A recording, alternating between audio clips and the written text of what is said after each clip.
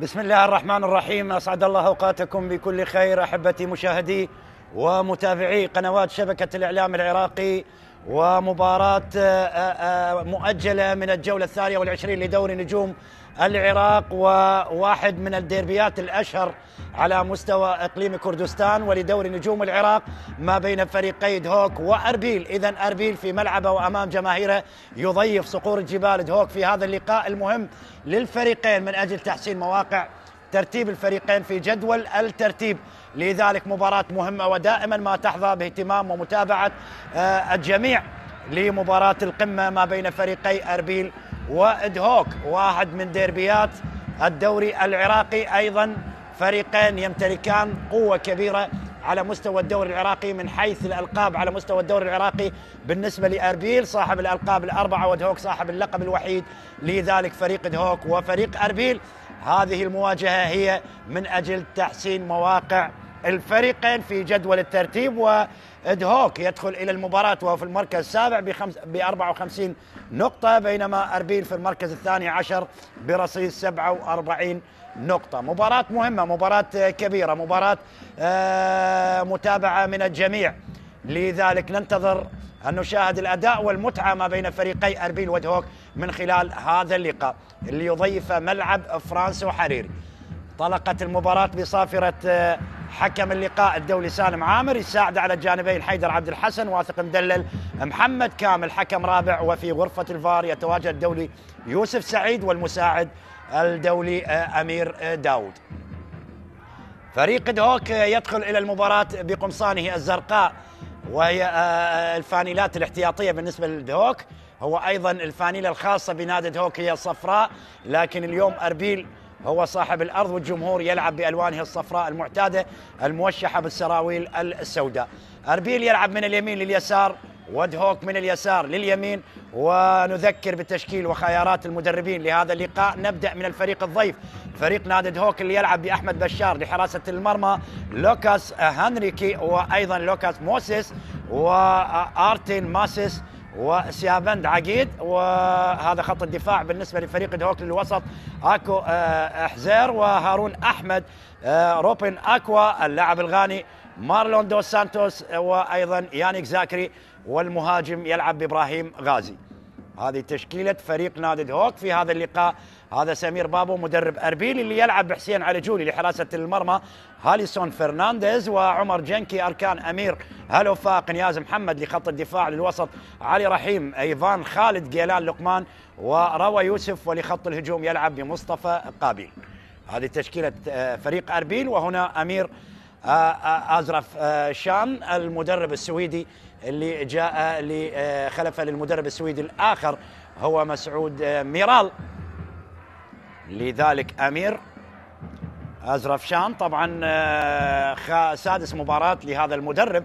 طبعا لم يحقق أي فوز لفريق دهوك من خلال المباريات الخمسة اللي قاد من خلالها فريق دهوك، وتعادل في 3 مباريات وخسر في مبارتين، آخرها كانت أمام القرمة في الجولة الماضية، خسر بهدف لا شيء، بينما فريق أربيل قادم من انتصار على الصقور القوة الجوية بهدفين لهدف واحد.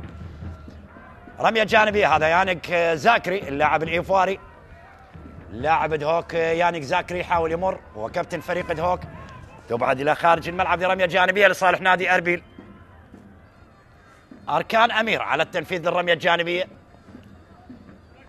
يعني قد يبدو أن المدرجات غير ممتلئة على اعتبار أن الأمور خلاص حسمت في دورينا خلال هذا الموسم بعد ما توج فريق الشرطة بطل للدوري العراقي، وتأكد هبوط فريقين إلى الدوري الممتاز العراقي هما كربلاء والحدود، وأيضا فريق نفط البصرة سيلعب مباراة البلاي أوف، وأيضا الزوراء أكد حصوله على المركز الثاني وزاخو في المركز الثالث، لكن فريق دهوك يحاول أن يتقدم خطوات للأمام وبالتالي طموحاته أن يصل إلى المربع الذهبي، لكن تنتظر أيضا مباراتين متبقية بالنسبة لفريق دهوك أمام فريقي نوروز ونادي الكرخ اللي ستكون هي الختام لدوري نجوم العراق خلال الجولة 38، وبينما فريق أربيل أيضا عنده مباراتين متبقية أمام الكرخ وأمام نفط البصر.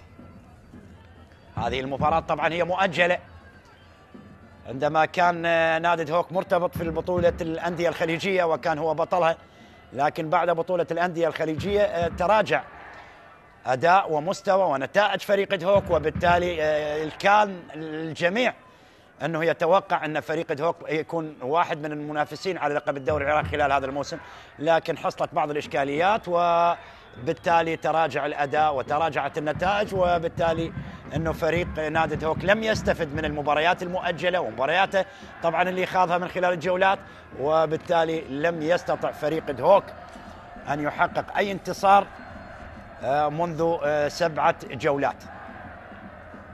آخر فوز كان لدهوك على الطلبة قبل 8 جولات، وآخر 7 جولات خسر في 4 وتعادل في 3 لأنه لم يحقق أي انتصار. رمية جانبية أركان أمير جهة يسار فريق نادي أربيل، هاولير أمام دهوك، صقور الجبال، كرة قريبة الخط الجانبي تترك إلى خارج الملعب وركلة ركنية لصالح نادي أربيل، ركنية لأربيل. هذا مصطفى قابيل صاحب 5 أهداف في دورينا خلال هذا الموسم مع أربيل، سجل على الجوية وديالة وكربلاء والكهرباء ونفط البصر. مصطفى قابيل لاعب منتخبنا الشبابي، لاعب يمتلك إمكانيات ممتازة. مصطفى قابيل لاعب ومهاجم أربيل. تنفذ الركنية، المحاولة تستمر الآن، أربيل يحاول أن يفاجئ دهوك من خلال هذا اللقاء داخل منطقة الجزاء، خطيرة على المرمى لدهوك وتبعد في اللحظات الأخيرة، وحكم اللقاء الدولي سالم عامر يعلن عن وجود خطأ وركلة حرة لصالح نادي دهوك. ركلة حرة لصقور الجبال، إن شاء الله بالسلامة لكل اللاعبين. هذا أمير أزرفشان المدرب السويدي. لاحظ هنا الإعادة والتدخل من سيافند عقيد. سيافند عقيد عنده هدفين على ديالة والقرمة. سيافند مدافع اليسار لدهوك كان في اشتراك مع نياز محمد، نياز اللي سبق ولعب لنوروز والميناء وأيضا لعب للطلبة، إن شاء الله بالسلامة. سمير بابو أربيل بداية جيدة، لكن بعد ذلك أيضا تراجع في النتائج في الأداء وأثرت كثير على فريق أربيل وابتعد وذهب إلى مراكز متأخرة جدا، كان يحتل المركز 17 لكن بعد ذلك في بعض المباريات صحح الكثير من الأمور، وبالتالي هو الآن في المركز 12 ويطمح أن ينتقل إلى مركز جديد.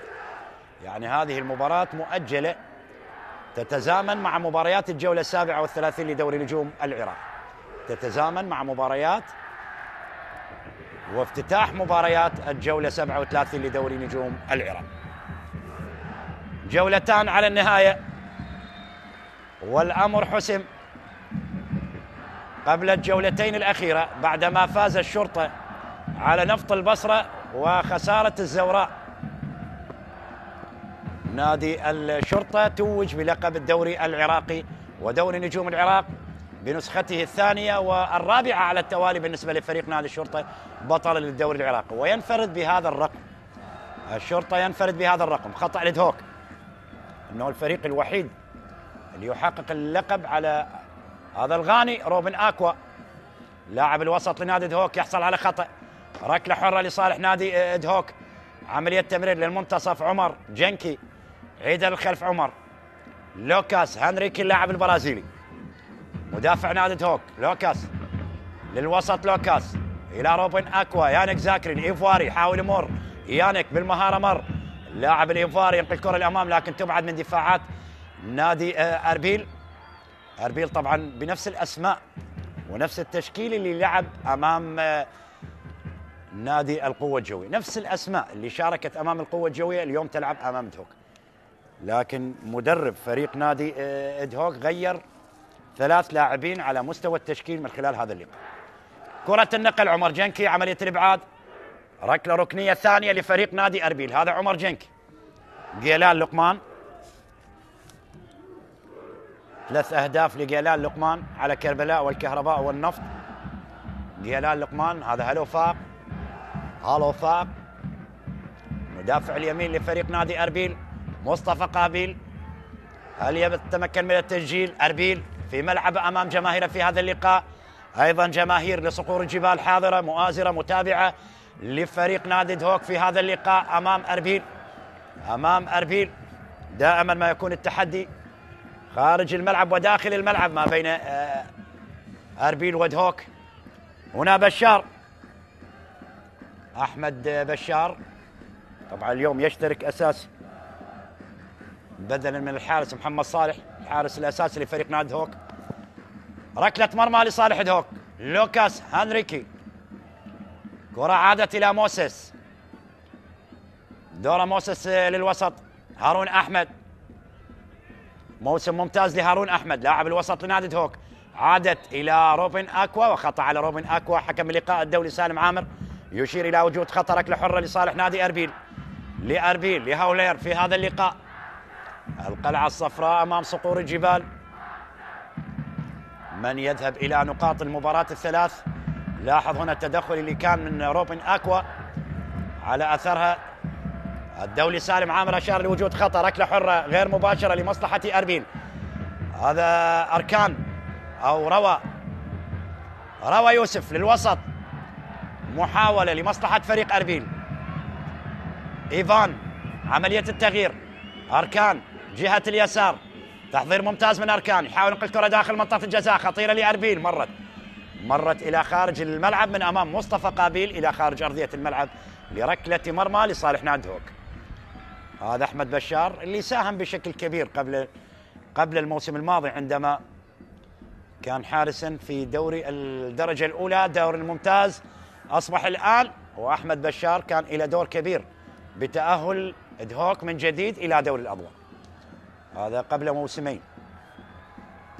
كرة عادت الوسط. هارون ينطلق الامام. هارون احمد ينقل الكرة الامام الى يانك زاكري.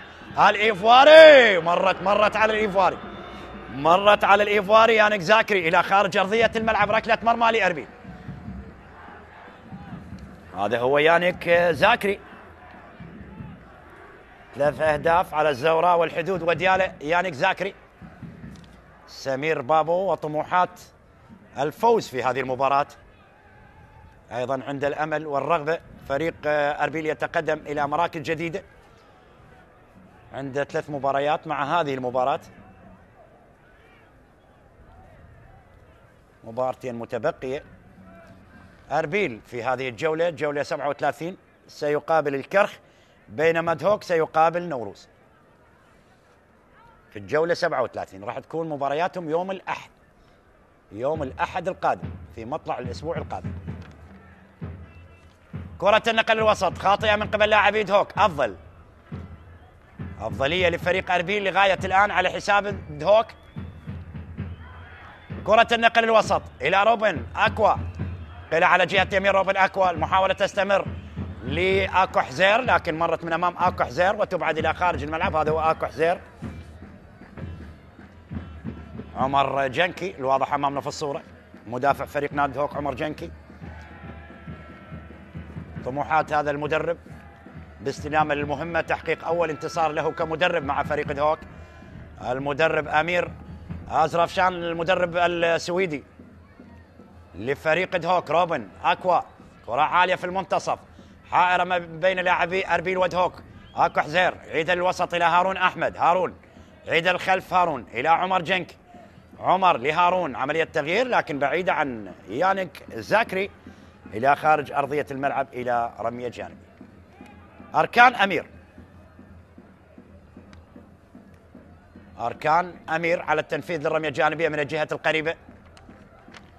شهد كثير من المباريات الكبيره والمهمه ملعب فرانسو حريري، ودائما ما تكون المواجهات ما بين الفريقين تحمل النديه والاثاره والاداء والاهداف. ونذكر بان مباراه الذهاب انتهت لصالح اربيل بهدف البرازيلي هيليو مونتيرو. هناك في ملعب دهوك اربيل فاز على ملعب دهوك، فاز اربيل على دهوك بهدف للا شيء في مباراة الذهاب. طبعا هذه المباراة 32 تاريخيا ما بين اربيل ودهوك، 31 مواجهة سابقة. دهوك حقق الفوز في 12 مباراة، اربيل في 9 مباريات و10 مباريات انتهت بالتعادل. سجل دهوك 64 هدف سجل في لقاءات الفريق، 64 هدف، 34 لصالح دهوك، 30 هدف لأربيل. رمية جانبية، هذا سيابند عقيد على التنفيذ الرمية الجانبية لدهوك من الجهة البعيدة، تنفذ الرمية الجانبية، محاولة تبقى قائمة، هناك خطأ، ركلة حرة. هذا المهاجم ابراهيم غازي، ابراهيم غازي مهاجم نادي دهوك. ابراهيم عنده هدفين ذهابا وايابا على الميناء وهدف على الحدود، 3 مع دهوك ومسجل 3 مع الزورق، عندما لعب في البدايه مع فريق الزورق، اللاعب والمهاجم ابراهيم غازي. هناك خطأ بالسلامة لأركان أمير، يانك زاكري والحديث مع الدولي سالم عامر حكم هذا اللقاء. لاحظ الإعادة، تدخل من يانك زاكري، على أثر حكم اللقاء أشار لوجود خطأ.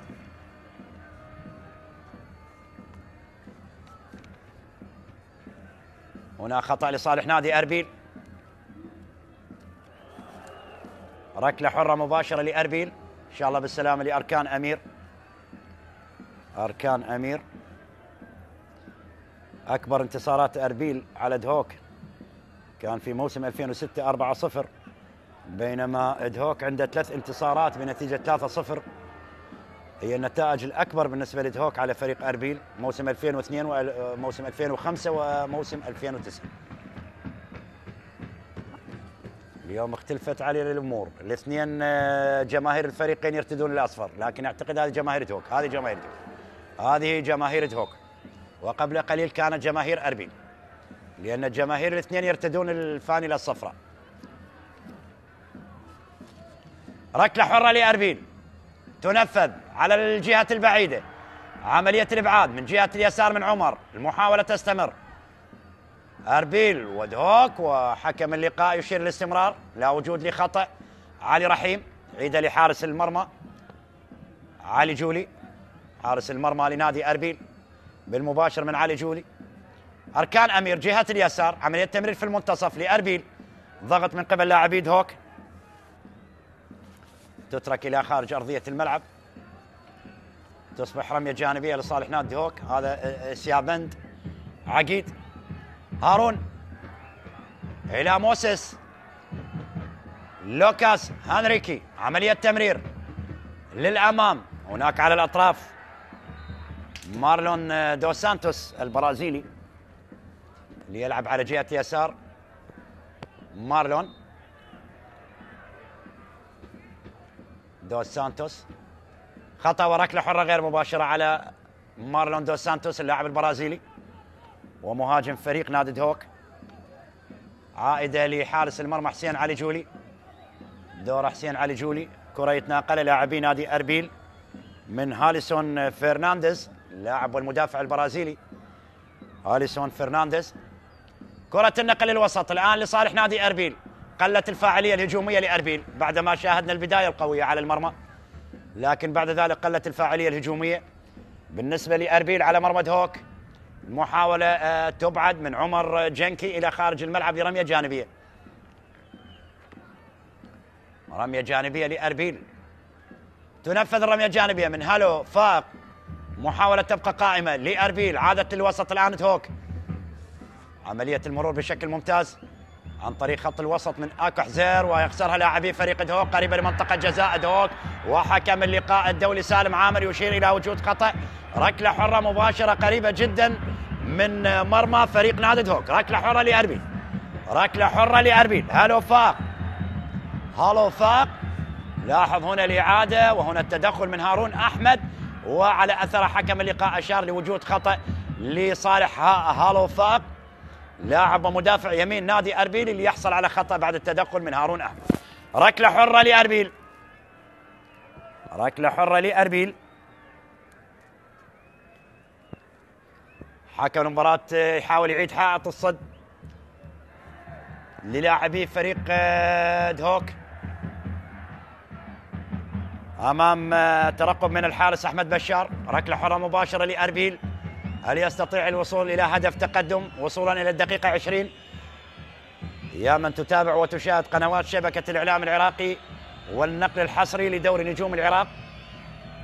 ركلة حرة، واحدة من المباريات الكبيرة والمهمة على مستوى دورينا، واحد من الديربيات الأشهر أيضا في شمالنا الحبيب في إقليم كردستان ما بين أربيل ودهوك.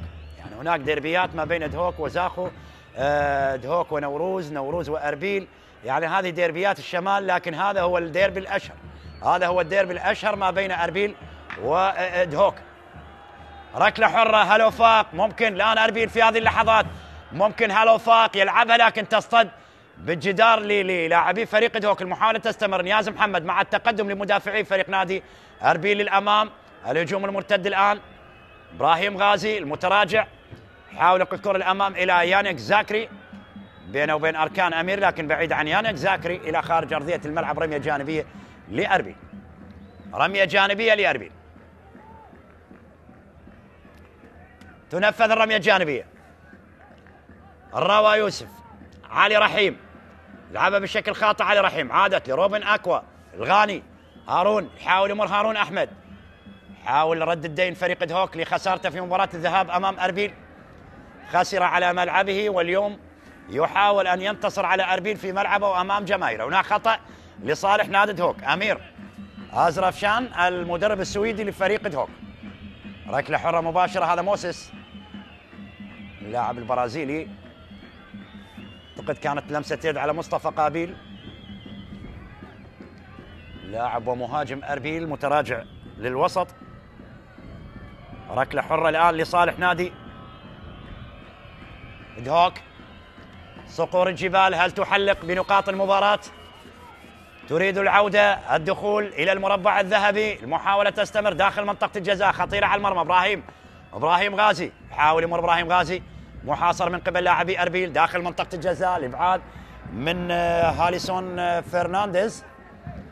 هذا هو هاليسون فرنانديز اللي أبعد الكرة إلى خارج أرضية الملعب.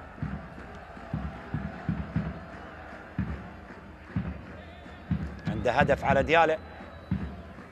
هاليسون فرنانديز، رمية جانبية. عمر جنكي داخل منطقة الجزاء على طريقة الركنية. أحمد بشار، عملية الإبعاد من جولي، والمحاولة تستمر لدهوك ولكن سيافند عقيد كرة بعيدة عن المرمى، بعيدة تماما كرة سيافند عقيد إلى خارج أرضية الملعب لركلة مرمى لصالح نادي أربيل. علي حسين جولي حارس المرمى لأربيل. أيضا علي حسين جولي يتبادل الأدوار مع الحارس دلوفان مهدي، الحارس الآخر الحارس الخبرة دلوفان مهدي سمير بابو. ونظرة على نتيجة المباراة، نظرة على الديربي، نظرة على النتائج وآخر مباريات فريق أربيل في دورنا. حصلت بعض المشاكل، بعض الإشكاليات الكثيرة طبعا بالنسبة لفريق أربيل، أخرته بشكل كبير عن المنافسة خلال هذا الموسم في دورينا. لكن الآن بعد أن ضمن فريق دهوك وأربيل والفرق الأخرى ضمنوا البقاء، المباريات الأخيرة راح تكون تحصيل حاصل بالنسبة لكل الفرق اللي ضمنت البقاء للموسم القادم، ولكن هي تفكر بتحسين النتائج في جدول الترتيب لدورينا. والآن يفكر المدرب لفريق نادي دهوك بالتغييرات المبكرة. نشاهد الآن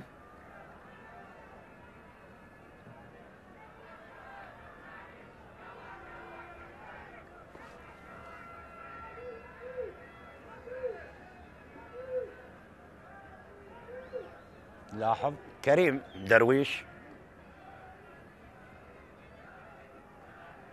أو عذرا كريم اليوم ما موجود لا في التشكيل الأساسي ولا في دكة البدلاء. هذا مارلون دوس سانتوس اللاعب البرازيلي اللي خرج على النقالة لتلقي العلاج خارج أرضية الملعب. قد يغير رأي المدرب أمير أزرفشان، لأن أعتقد مارلون دوس سانتوس لإصابة بسيطة سيعود إلى أرضية الملعب. رمية جانبية لأربيل من جهة اليمين، أربيل القلعة الصفراء وصقور الجبال. هذا مارلون دوس سانتوس البرازيلي، هدفين على القرمة وعلى نفط ميسان. مارلون دوس سانتوس الواضح أمامنا في الصورة لاعب ومهاجم نادي دهوك، بعض المرات يلعب على الأطراف، بعض المرات يلعب مهاجم صريح. هذا هو مارلون دوس سانتوس، والصراع اللي كان في منتصف الملعب المحاولة تستمر، وموسس وصراعات واندفاعات بدنية ما بين اللاعبين. إن شاء الله بالسلامة. سقوط للاعبي أربيل، جيلان لقمان واعتقد روى. ما نتمنى الإصابات للاعبين. جيلان لقمان إن شاء الله بالسلامة لجيلان لقمان. 3 أهداف على كربلاء والكهرباء والنفط لجيلان لقمان، أخذ فرصته في المباريات الأخيرة بالنسبة لفريق نادي دهوك وسجل الأهداف وصنع أهداف. جيلان لقمان في بعض المباريات كان متميز. لاحظ هنا الإعادة بعد إصابته، هذا روى يوسف وارتطامه مع علي رحيم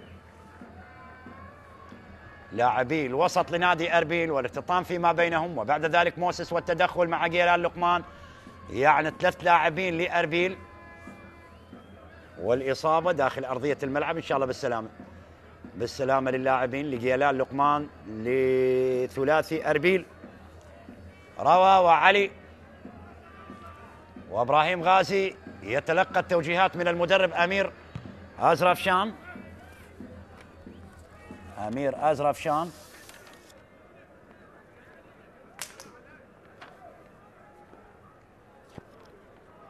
طبعا أربيل دهوك فاز في 15 مباراة، تعادل في 9 وخسر في 11 مباراة، سجل 40 هدف وعليه 34 هدف، بينما أربيل فاز في 14 وتعادل في 5 وخسر في 16 مباراة، سجل 43 وعليه 53.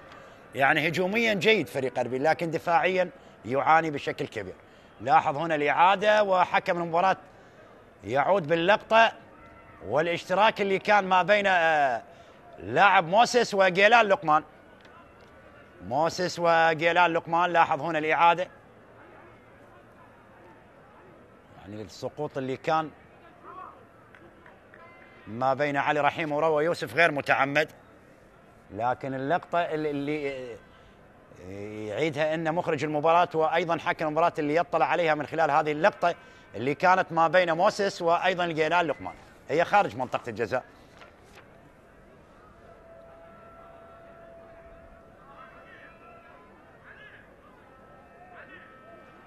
نشاهد هل يشير إلى خطأ. طبعا على فكرة أربيل أقل الفرق تعادلا في دورينا خلال هذا الموسم، أقل الفرق تعادلا في دورينا خلال هذا، تعادل في 5 مباريات فقط، تحدث عن الأفضل هجوميا فريق نادي الشرطة ب70 هدف، الأفضل دفاعيا أيضا الشرطة 20 هدف، الهداف من الشرطة ميمي. يعني كل الأرقام ذهبت باتجاه الشرطة، لقب الدوري ولقب الهداف والأرقام اللي سجلت على مستوى خط الهجوم ومستوى خط الدفاع. يعني فريق الشرطة حقق كل شيء خلال هذا الموسم، وعنده أيضا بطولة الكأس أيضا طموحه سيكون كبير على مستوى بطولة الكأس عندما يقابل نادي الطلبة، أيضا عنده مباراة صعبة فريق الشرطة في دور ربع النهائي على مستوى بطولة الكأس. لذلك الشرطة أيضا عنده طموح على مستوى بطولة كأس العراق، لكن يبقى الأسوأ هجوميا فريق نادي كربلاء 23 هدف مسجل فقط، والحدود الأسوأ دفاعيا في دورينا خلال هذا الموسم 74 هدف في مرمى نادي الحدود. حكم المباراة الدولي سالم عامر ماذا يشير، ماذا يتخذ من قرار في اللقطة الماضية؟ إذن خطأ وبطاقة صفراء على موسس، ركلة حرة لأربيل وبطاقة صفراء على موسس. يعني نجا من بطاقة حمراء موسس. لو كان آخر لاعب موسس كان ممكن تشهر البطاقة الحمراء، لكن هناك تغطية قد تكون من اللاعب هنريكي. لاحظ هنا الإعادة والاشتراك ما بين لقمان وموسس، على أثرها اللاعب موسس يتلقى بطاقة صفراء مع وجود خطأ لصالح نادي أربيل. ركلة حرة لأربيل، إن شاء الله بالسلامة لعلي رحيم وروى هذه اللقطة الماضية، وكان هارون أحمد خرج من هذه اللقطة. سالم هارون أحمد خرج من اللقطة الماضية سالم. هذه البطاقة اللي تشهر لموسس، أول بطاقة صفراء تشهر في هذا اللقاء من قبل الدولي سالم عامر. هذا مارلون دوس سانتوس يغادر، ودخول حسن عماد. أول تغييرات دهوك خروج مارلون دوس سانتوس وحسن عماد، يشترك الآن مع التشكيل دهوك. ركلة حرة لأربيل، هل يصل إلى مرمى دهوك أربيل؟ وصلنا إلى الدقيقة 31، ركلة حرة مباشرة، 6 لاعبين بقمصان صفراء داخل منطقة جزاء دهوك، لكن وصلت لأحمد بشار حارس المرمى لنادي دهوك. أحمد بشار، لوكاس هانريك جهة اليسار، عمر جنكي إلى روبن أكوا. روبن يخسرها، روبن عادت جيلان لقمان ينقل الكرة الأمام. هجوم الآن لأربيل، مصطفى قابيل يحاول يلعبها بالكعب بشكل جميل، لكن مرت على مصطفى قابيل. عادت لدفاعات دهوك. عملية تمرير في المنتصف، هارون ممكن المرتدة تصنع الفارق. إبراهيم غازي أمام دفاعات أربيل، لكن أركان والتغطية بشكل ممتاز. لاعب مدافع يسار فريق أربيل أركان أمير. هالوفاق يعيدها للخلف، هالوفاق محاولة للاعبي أربيل بلقطة جميلة، مرور ناجح. عادت لعلي حسين جولي حارس المرمى، دورة علي حسين إلى هاليسون فرنانديز. من جديد عادت إلى هاليسون فرنانديز، لكن بعيدة عن هاليسون البرازيلي إلى خارج أرضية الملعب. رمية جانبية، هذا هو هاليسون فرنانديز. رمية جانبية، سيابند عقيد. جمهور دهوك، جمهور صقور الجبال كم كان سعيد بالنتائج، بالأداء، مؤازر محب رغم العثرات، رغم أن الفريق لم يحقق النتائج في الجولات الماضية، لكن هذا الجمهور بقي وفيا محبا مناصرا عاشقا للفانيلة الصفراء لصقور الجبال. لذلك هذا الجمهور كان له دور كبير مع فريق دهوك عندما توج بلقب بطولة الخليج الأندية الخليجية. لأول مرة مشاركة عراقية على مستوى الأندية الخليجية واللقب يكون عراقي لنادي دهوك لأول مرة في تاريخ الأندية العراقية، على اعتبار أول مشاركة إن فريق عراقي يحصد اللقب. لكن الكل كان يتوقع أن دهوك سيمضي على مستوى بطولة الدوري العراقي والوصول إلى اللقب، لكن تعثرات كثيرة ومشاكل كثيرة بدأت من المدرب مسعود ميرال، وفي مباراة الطلبة اللي كان من خلالها آخر فوز بالنسبة لفريق نادي دهوك في الدوري، وابتعد بعد ذلك مسعود ميرال، والفريق بدأت نتائجه بالتراجع. بيتر غورغيس كان إلى دور لكن غائب منذ 3 أدوار. بيتر غورغيس عن تشكيل فريق نادي دهوك إلى دور كبير طبعا بيتر غورغيس، بالإضافة إلى كريم درويش المهاجم اللبناني أيضا غير موجود. الأسماء المهمة مع فريق دهوك. ركنية لنادي دهوك على القائم الأيمن لمرمى أربيل. ركنية لدهوك على القائم الأيمن لمرمى أربيل، ممكن يفعلها دهوك في ملعب فرانسو حريري، يكرر انتصاره على أربيل. محاولة تبقى، عمر جنكي يحاول التسديد، روى يوسف ينطلق للأمام فريق أربيل، لكن هناك خطأ يشير لحكم اللقاء الدولي سالم عامر. مصطفى قابيل يطالب حكم المباراة بإعطاء مبدأ إتاحة الفرصة. كان المفروض حكم اللقاء أنه يشير لاستمرارية اللعب، لأن الكرة كانت بحوزة لاعبي أربيل، كان ممكن تكون بناء هجمة مرتدة، لكن أشار لخطأ الدولي سالم عامر.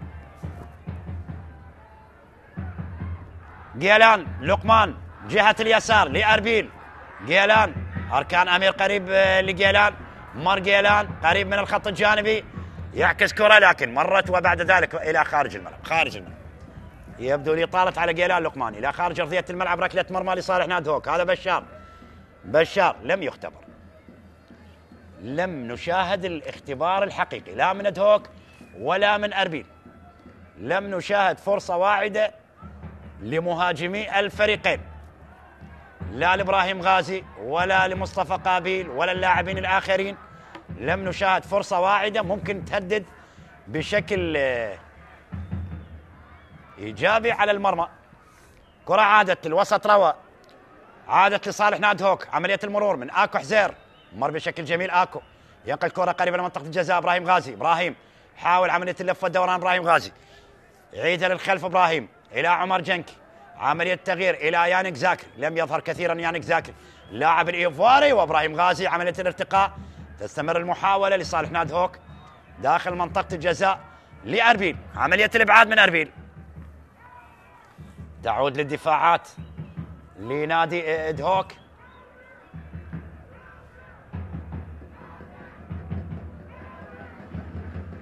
يانيك زاكري، يانيك قريب من سيابند عقيد، يانيك مر، هي كرة داخل منطقة الجزاء، بعاد من دفاعات أربيل إلى خارج أرضية الملعب لرمية جانبية تصبح لصالح نادي دهوك. بدأ بعض الشيء فريق دهوك يهاجم على مرمى أربيل. هذا موسيس صاحب البطاقة الصفراء الوحيدة في هذا اللقاء لغاية الآن. هذا آكو حزير ينقل كرة أمامية، آكو حزير لكن لعبها بشكل خاطئ. مصطفى قابيل صعب جدا على مصطفى قابيل، بمفردة للأمام، المساندة غير موجودة، لذلك صعب اختراق دفاعات فريق نادي دهوك. يانيك زاكري كابتن فريق نادي دهوك، يانيك حاول يمر قريب من الخط الجانبي، مر من أمام جيلان لقمان داخل منطقة الجزاء. سيابند عقيد ليتواجد داخل منطقة جزاء أربيل. هاليسون عملية الإبعاد وإلى الخارج، إلى الخارج، رمية جانبية لأربيل.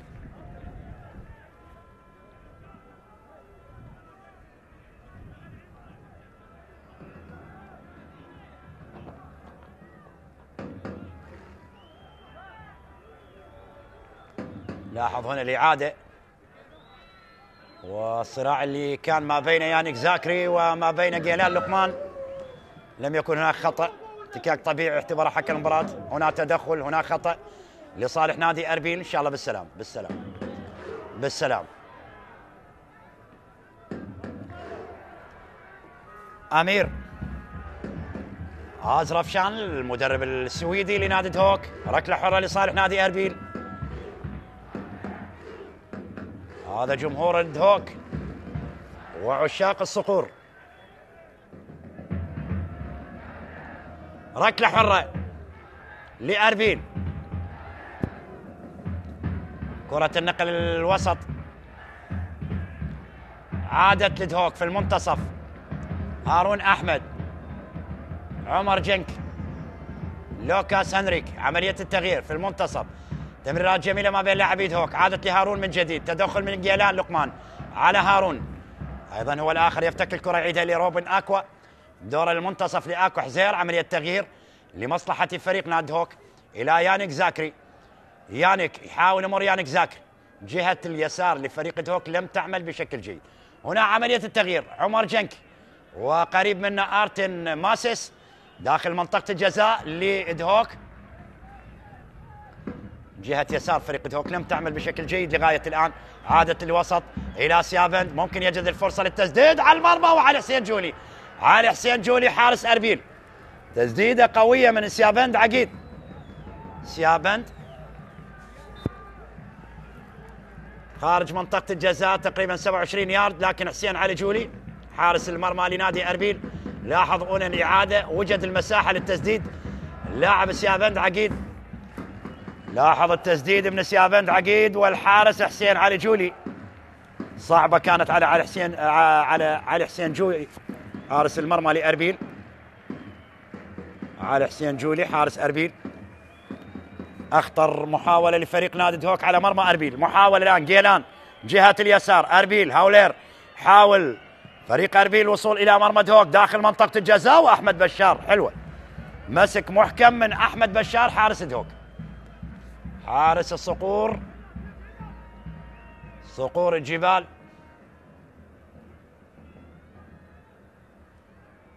يقابل صقر آخر فريق أربيل بعدما قابل صقر بغداد، صقور الجوية في الجولة الماضية. اليوم يقابل صقر آخر هم صقور الجبال في هذا اللقاء.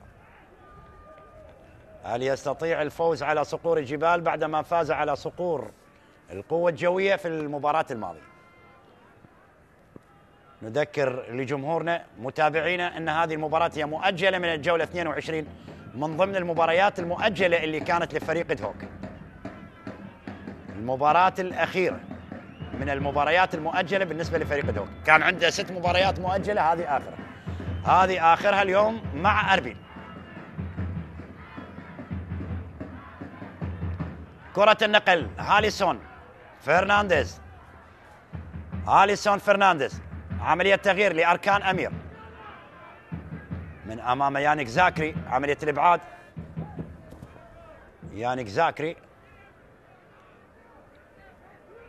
هذا أركان أمير على التنفيذ الرمية الجانبية. 4 دقائق تفصلنا عن نهاية الشوط الأول يا من تتابع وتشاهد قناة الرياضية العراقية وقنوات شبكة الإعلام العراقي.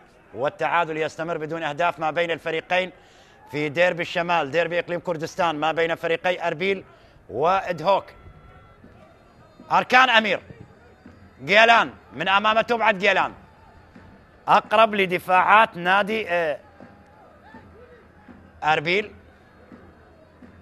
عائدة من عمر جنكي، تعود للوسط لمصلحة فريق نادي أربيل لكن تبعد.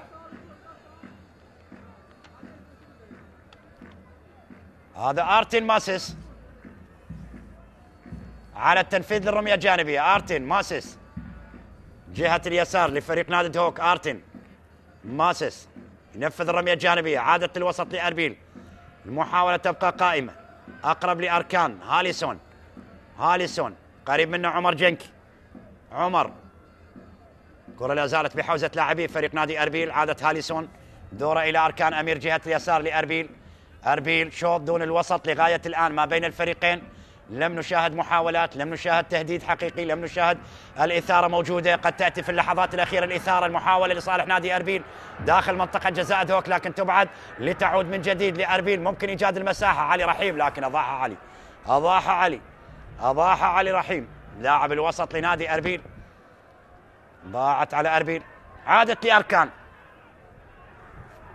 أركان أمير، علي رحيم، تمريرته خاطئة. هارون أحمد للوسط، آكو حزير ينقل ليانيك زاكري. يانيك يحاول ينطلق لأمام يانيك، عادت لعلي رحيم، دوره هي الوسط إلى روا. المحاولة مصطفى قابيل إلى جيلان، لا وجود لحالة تسلل، ممكن يفعلها أربيل في هذه الدقائق، في هذه اللحظات قبل النهاية للشوط الأول. يفتتح التسجيل على حساب دهوك. المحاولة تبقى مصطفى قابيل. عملية تغيير هناك على الطرف الأيمن من مصطفى قابيل. نياز محمد علي رحيم داخل منطقة الجزاء خطيرة، لكن إبعاد من آرتن ماسس إلى خارج أرضية الملعب لتصبح رمية جانبية لصالح نادي أربيل. رمية جانبية إن شاء الله بالسلامة ليانيك زاكري اللاعب الإيفواري. يانيك زاكري يشكو من إصابة. لاحظ هنا الصراع ما بين أركان أمير ويانيك زاكري. إذن يانيك زاكري يشكو من إصابة مع وجود رمية جانبية لأربيل. رمية جانبية لأربيل من الجهة القريبة. هذا هو أركان أمير. أركان أمير لا زال يعالج يانيك زاكري. نلعب في الدقيقة الأخيرة. جمهور دهوك حاضر متابع مؤازر.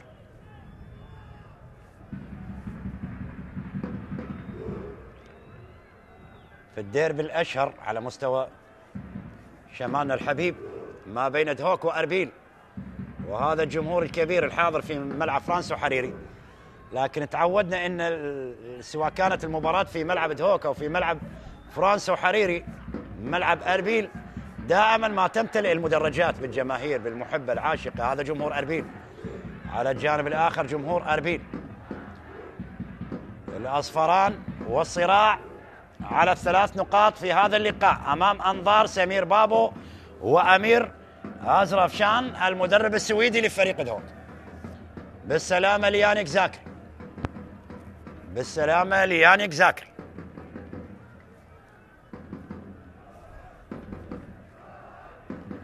إبراهيم غازي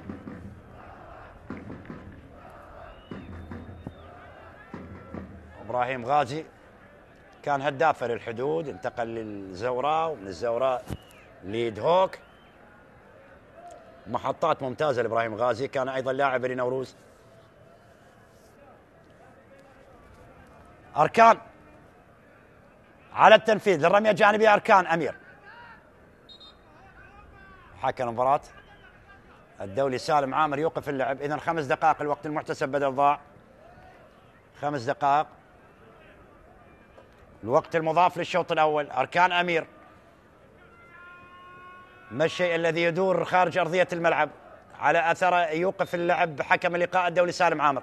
تنفذ الرمية الجانبية لكن بدون عنوان. وصلت للاعبي فريق دهوك. عادت للوسط لهارون. يعيدها للخلف إلى موسيس. قد يخطأ موسيس يكلف فريق الكثير. عنده بطاقة صفراء. عادت للوسط روى يوسف. عادت إلى عمر جنكي. دورة إلى روى. هالوفاق يأخذ الجانب الأيمن. هذا هو هالوفاق اللي دائما يتقدم لأمام المساندة الهجومية عن طريق جهة اليمين. عادت الوسط إلى عمر جنكي. هي كرة الأمام. عملية الهجوم الآن لأربيل. ممكن يفعلها أربيل. ممكن يسجل أربيل. ممكن يصل إلى مرمى دهوك. حكم اللقاء ماذا يشير؟ ماذا يعطي؟ والقرار وجود ركلة حرة غير مباشرة. حالة تسلل. حالة تسلل مع مطالبة لاعبي أربيل بوجود دفع وركلة جزاء، لكن حكم المباراة وراية المساعد الثاني واثق مدلل أشار إلى وجود حالة تسلل. حالة تسلل. هذه اللقطة هذه الإعادة. آرتن ماسس. إذا ما كان هناك حالة تسلل أعتقد ستكون هناك ركلة جزاء.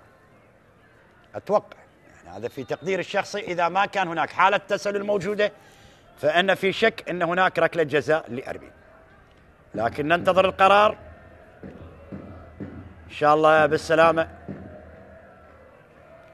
لمصطفى قابيل اللي كان متواجد مع منتخبنا مع المدرب عماد محمد، اللي نتمنى له التوفيق إن شاء الله باستلامه مهمة تدريب منتخبنا الأولمبي العراقي في نهائيات كأس العالم في الأرجنتين.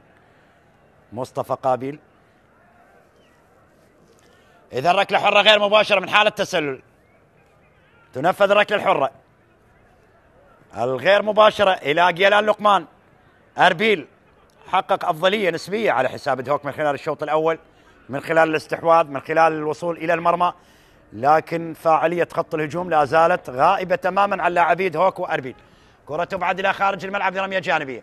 أركان أمير للوسط إلى علي رحيم.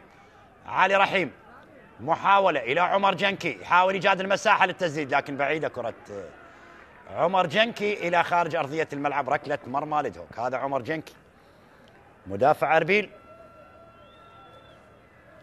نياز محمد قادم من الطلبة. نياز الأنيق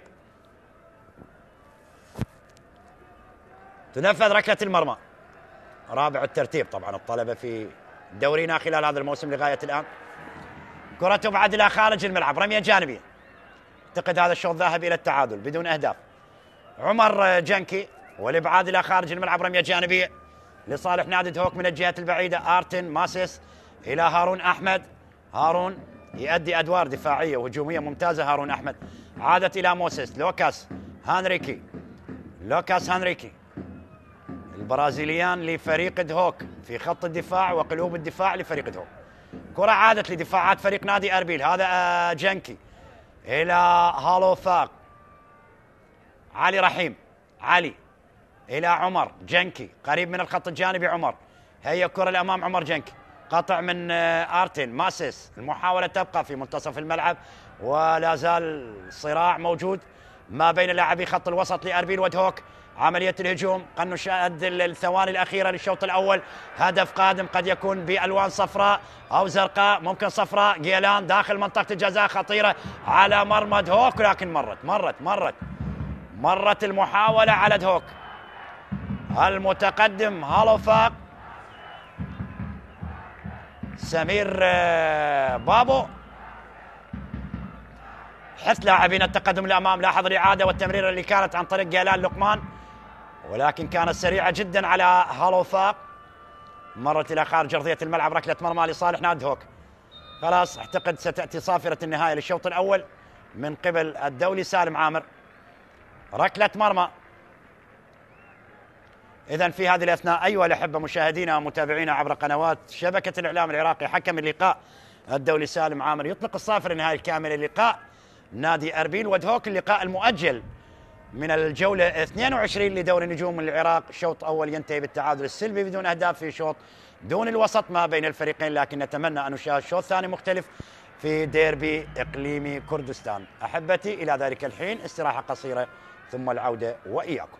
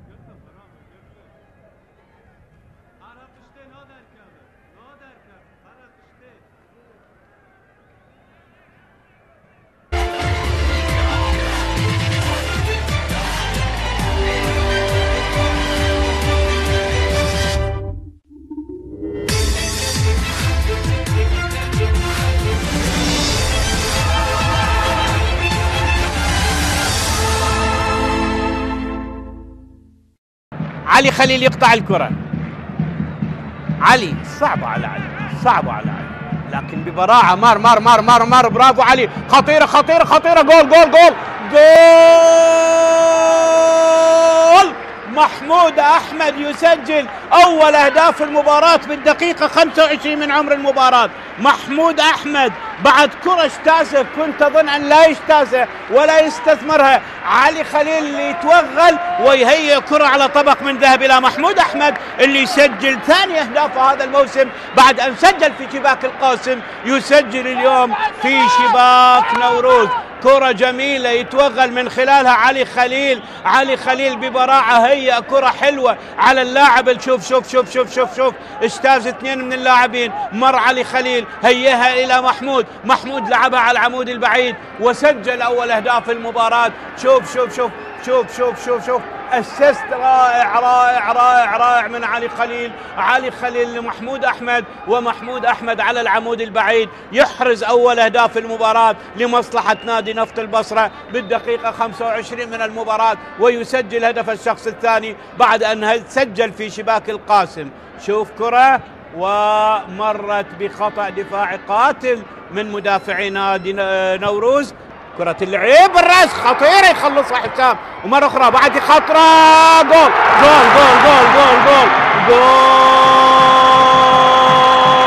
أسو أسو أسو أسو أسو أسو أسو أسو لعب كرة، وعلي صالح يسجل هدف التعادل بالدقيقة 29 من عمر المباراة.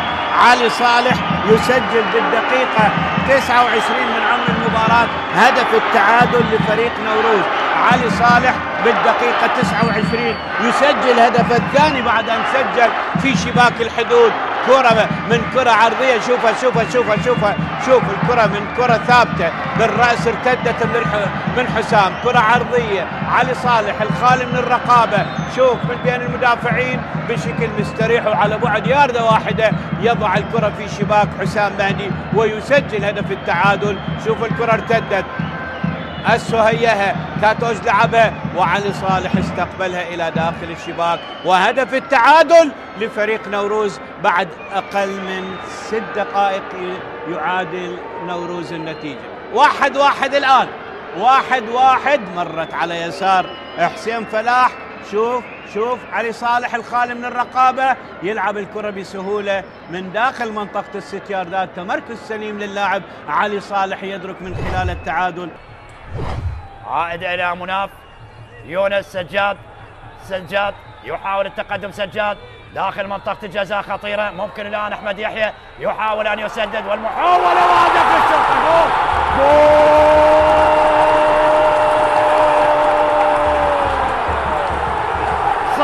صمد ديالى كثيرا وجاء الهدف أخيرا. صمد ديالى كثيرا وجاء الهدف أخيرا. يتكرر سيناريو مباراة الزوراء، يتكرر سيناريو مباراة الزوراء مع الشرطة هذه المرة ديالى، وهدف لمهند علي. أخيرا مهند علي يسجل في مرمى ديالى. هدف هدف هدف هدف للقيثارة الخضراء وفرحة جماهير الشرطة، وفرحة جماهير الشرطة.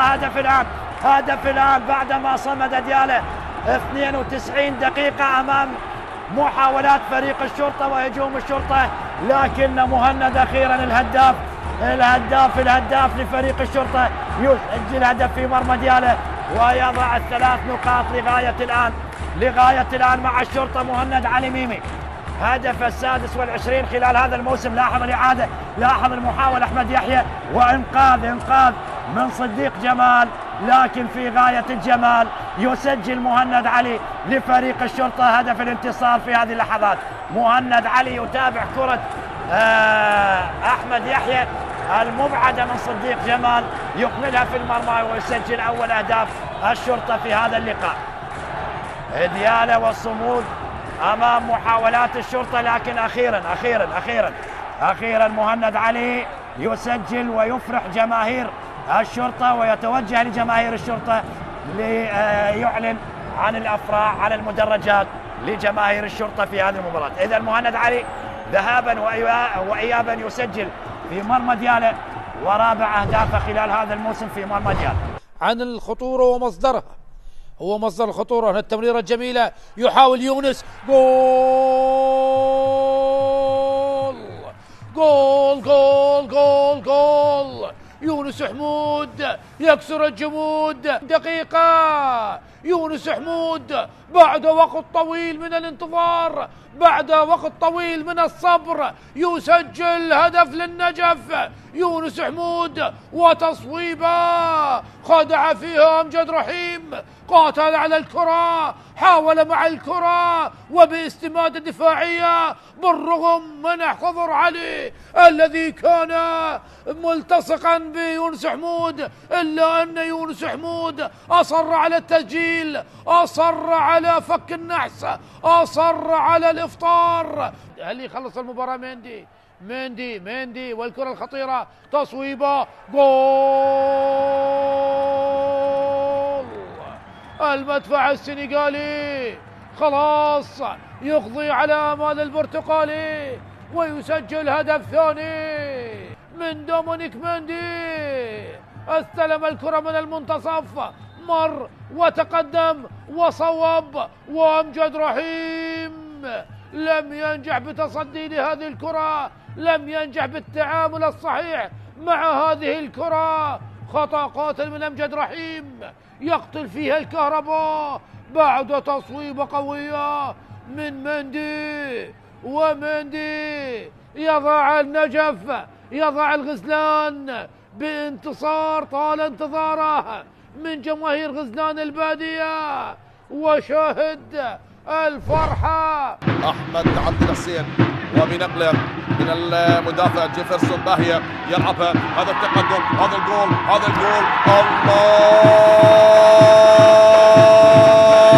الله يا منتظر عبد الأمير يسجل أول أهداف المباراة هنا بملعب الساحر. تحلق صقور الغربية بأول أهداف المباراة. هتافات الصقور الغربية، حلقت الصقور بهذا التقدم بخطأ نعم ارتكبه الحارس، كان متقدما مهدي هاشم. لا يا مهدي لا، بهذا التقدم كلفت فريقك هدف، كلفت فريقك هدف يا مهدي هاشم.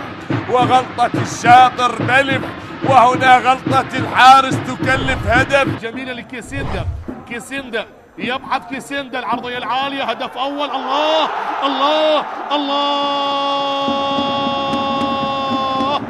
السفانة وأول الأهداف. سفانة الجنوب، نحن الرياح ونحن البحر والسفن، هكذا يؤكد سفانة الجنوب.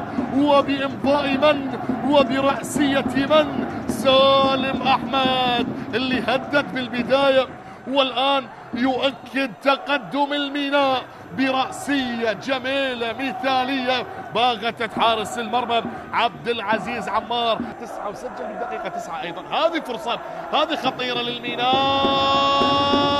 الله، جول للسفانة، هدف ثاني للسفانة. حميد علي هو بالدقيقة 40. شوف تبادل التمريرات، شوف علاء عبد الزهرة اللي قدم تمريرة ذكية على طبق من ذهب، والفينشنج اللي كان موجود، الانهاء رغم انها اصطدت بالحارس عبد العزيز عمار، لكن الكرة كانت مباغتة من بين الأقدام، وبذلك حميد علي يسجل ثاني أهداف الميناء. دخول ممتاز، كرة مباغتة صعبة على الحارس، شوف يحتفل. هنا كرة لكربلاء، هذه فرصة للعميد، هذا مرور جميل، هذا تسديده، وهذا هدف أول. الله، جول جول جول، وعن طريق الهداف. عفوا بالإعادة، هي بدأت من مشتاق طالب وتمريرة عن طريق أوس محمد والدخول والتصدي، لكن عبودي كما يحلو أن يسمونه، عبودي عبد القادر طارق يسجل هدف تقليص النتيجة بهذه الأثناء. تمكن من التصدي للأولى عبد سليم حماد، لكن بالثانية كانت صعبة، وبذلك عبد القادر طارق يسجل هدف أول لكربلاء. الفريق مر بظروف وضغوط وتغيير على مستوى المدربين، بدأوا بالقطري السيد وسام رزق، بعد ذلك الأمر تغير بانتداب السيد لؤي صلاح بن النادي السابق، ومن ثم علي عبد الجبار. الله، السهرات الجميلة تبدأ بالحلوى، والحلوى من العماني. تبدأ مباراة اليوم، تبدأ قمة اليوم من أجل كلمة الصقور، من أجل كلمة العريق. تأتي عن طريق من؟ عن طريق الصبحي ولا فوزي؟ من وضعها في الشباك؟ من أسكنها مرمى صالح؟ من سجل الهدف الأول؟ حوار وتوجيهات، مبادرة وهدف وانطلاقة كبيرة تأتي الآن. يبادرون مبكرا، والمخرج لا زال عينه على فوزي في الكرة الأخيرة. لاحظنا الذي سجل هو الصبحي وليس عصام. الكرة عالية ورأسية عصام. الصبحي من سجل وليس فوزي. والبداية من العماني، الرأسية من العماني، عرضية إيسايا من نسر نيجيريا إلى ابن السلطنة، إلى من يبدأها بحلوة عمان. يأتي اليوم ويسجل هدف التقدم للقوة الجوية. في وسط الملعب تلعب باتجاه ويليام جيبور، يبحث عن زميل، يبحث عن من يصل. ويليام جيبور الليبيري. الله،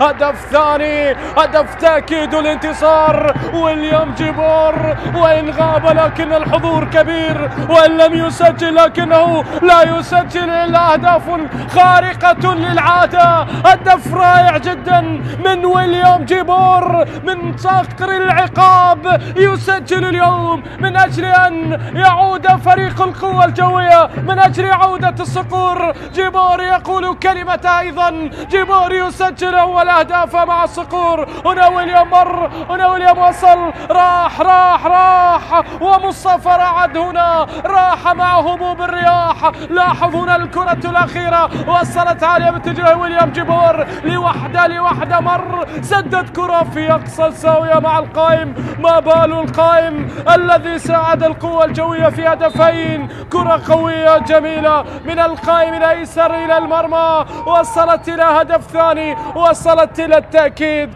هنا الهدف، هنا الرائع والجميل والاحتفال الرهيب بالخبرة. سعد الآن يقف من أجل الثالث للصقور. سعد يتقدم على كرة الجول. الله،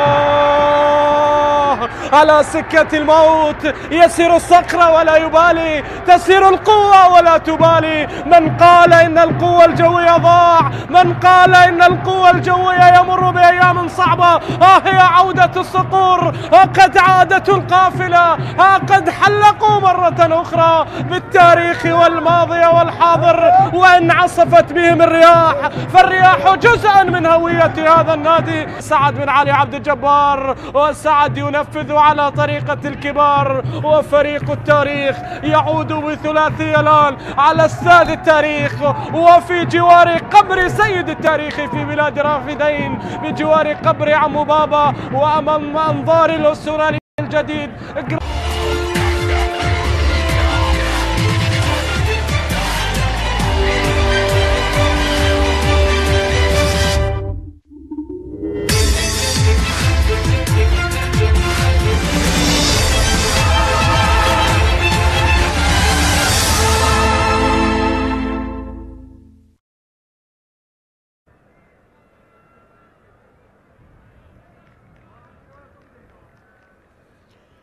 إذن نعود وإياكم أحبتي مشاهدي ومتابعي قنوات شبكة الإعلام العراقي، والشوط الثاني للقاء أربيل ودهوك بعد ما تركنا الشوط الأول ينتهي بنتيجة تعادل بدون أهداف ما بين الفريقين. وبداية الشوط الثاني مدرب فريق نادي دهوك أشرك تغييرين، دفعة واحدة وتغييرين هجومية بالنسبة لفريق نادي دهوك، بدخول كريم درويش اللاعب اللبناني بالإضافة إلى باشانج عبد الله بدلاء لإبراهيم غازي، وأيضا اللاعب روبن أكوا اللي ترك المباراة.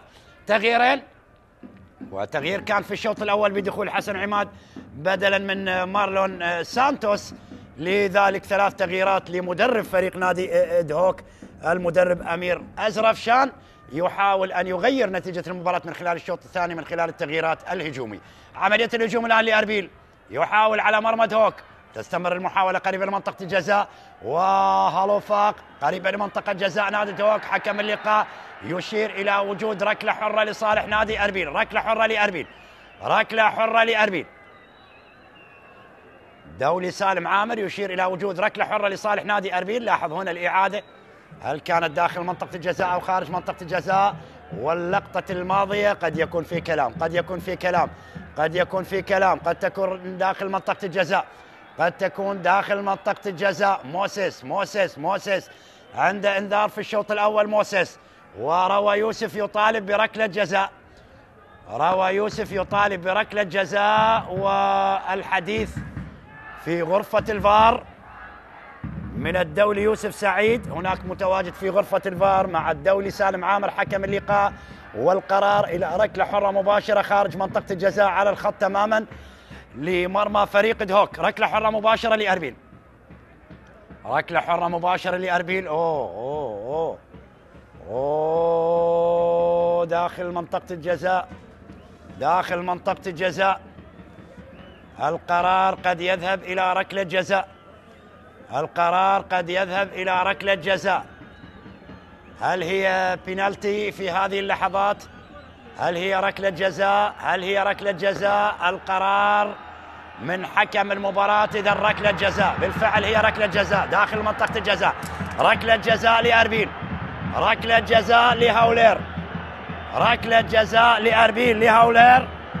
روى يوسف يتحصل لفريقه على ركلة جزاء، على ركلة جزاء. لاحظ هنا الإعادة، وبالفعل موسيس كانت اللقطة داخل منطقة الجزاء، وبالتالي حكم المباراة بعد العودة إلى الفار يحتسب ركلة جزاء بعد القرار اللي جاء أيضا من غرفة الفار من الدولي يوسف سعيد بإشارة لوجود ركلة جزاء والكرة داخل منطقة الجزاء مع اعتراض يانيك زاكري الإيفواري كابتن فريق دهوك. ركلة جزاء إذن لأربيل، هل يفعلها أربيل ويكرر انتصاره على دهوك خلال هذا الموسم بعدما فاز بهدف هناك في دهوك عن طريق البرازيلي هيليو مونتيرو. يعني الكثير من ابتعدوا عن أربيل، ريبين سولاقة، شيركو كريم ما يشارك في أغلب المباريات حاليا، بالإضافة إلى هيليو مونتيرو اللي ابتعد. يعني الأسماء اللي متواجدة كانت مع فريق أربيل، وأربيل بمن حضر ودهوك بمن حضر، والديربي سيشتعل إذا ما سجل مصطفى قابيل.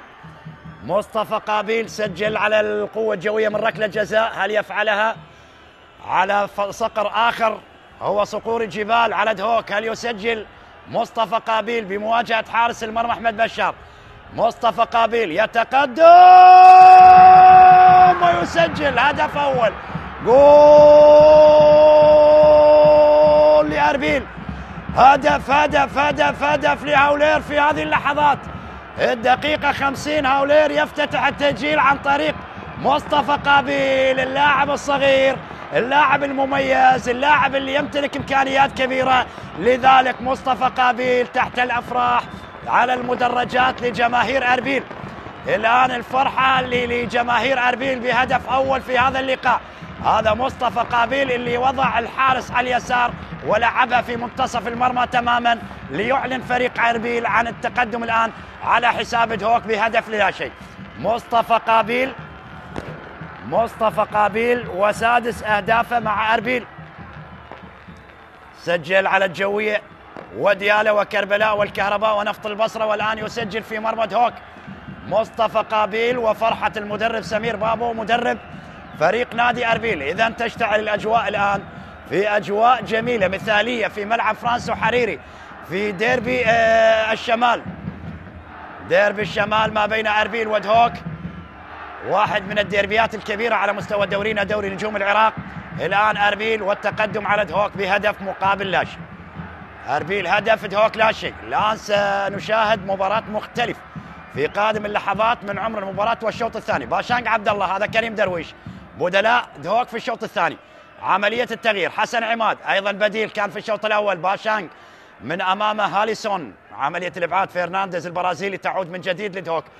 هذا آرتين ماسيس، ينقل الوسط مارتن، اكو حزير، مرور ناجح من اكو حزير، حاول يمر اكو. عملية تغيير هناك على الطرف الأيمن، المحاولة تبقى سيابند عقيد، اليوم يلعب على الطرف الأيمن سيابند عقيد بعد اشتراك آرتين ماسيس. اللي يلعب الآن هو على جهة اليسار أرتن ماسس، وذهب سيابند عقيد على جهة اليمين. تعودنا على سيابند عقيد مدافع يسار، اليوم يلعب مدافع يمين. كرة عادت لوكاس هنريكي البرازيلي، عملية تغيير يانيك زاكري، عملية تحضير من يانيك زاكري من أمامه، تبعد إلى خارج أرضية الملعب. رمية جانبية لصالح نادي هوك، رمية جانبية لدهوك، رمية جانبية لدهوك. أرتن ماسس،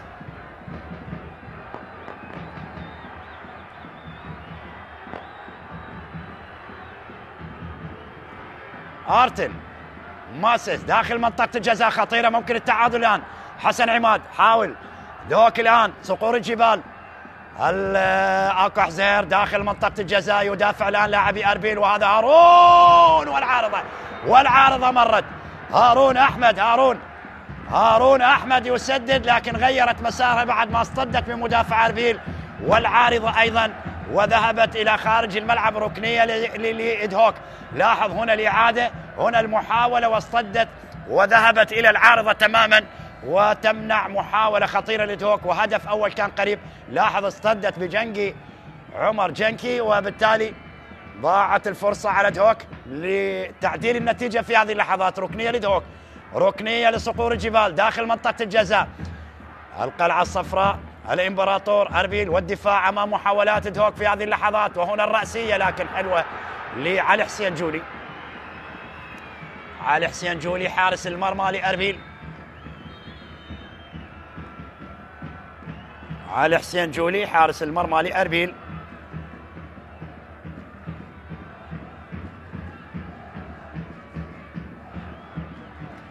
إذن أربيل في حال أبقى النتيجة الآن تقدم، سيتقدم إلى المركز العاشر، إلى المركز العاشر بدلا من نوروز.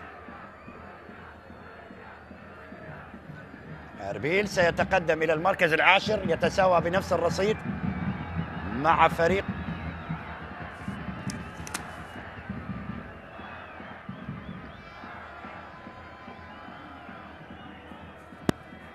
أو يرفع رصيده إلى 50 نقطة للمركز العاشر بدلا من نوروز اللي عنده 49 نقطة، في حال أنه فريق أربيل أنهى المباراة بهذه النتيجة.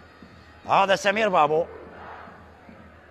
نياز محمد يخرج على النقالة، نياز كابتن فريق نادي أربيل، نياز محمد. نياز يخرج وينتظر العودة. جماهير أربيل سعيدة بهذا التقدم، سعيدة بهذه النتيجة، سعيدة بما يقدم أربيل في المباراة الماضية أمام القوة الجوية، واليوم أمام دهوك، هل يحقق انتصار الثاني على التوالي. حارس المرمى علي حسين جولي،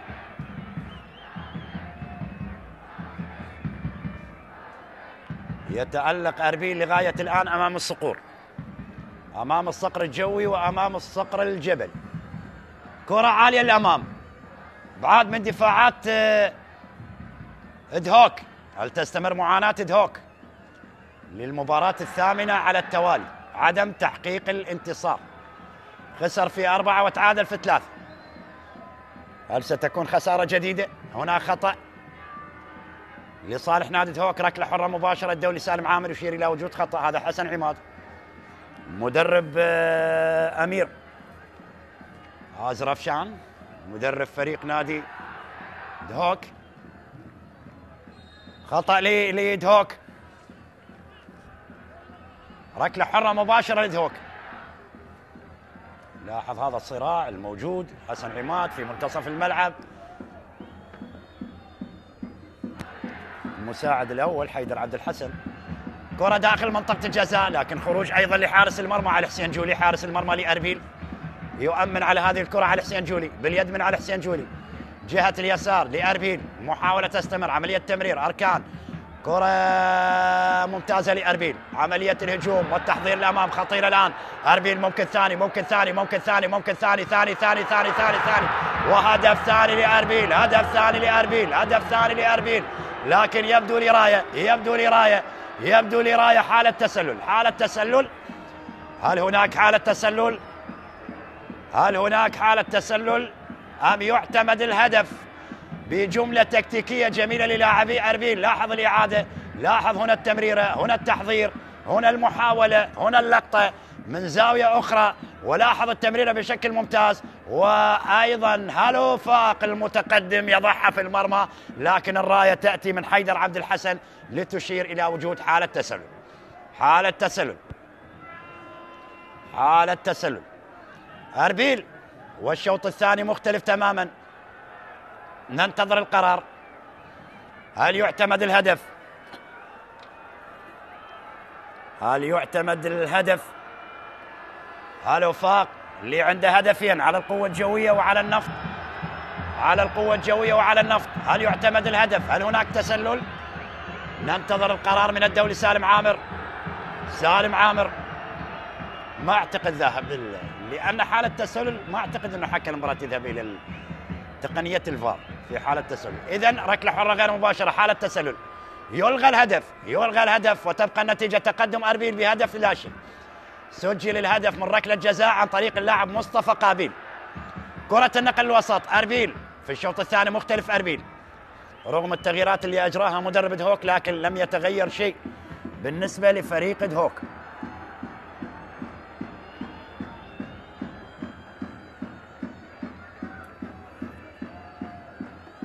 لاحظ هنا اللقطة، هنا الإعادة، محاولة فريق نادي أربيل.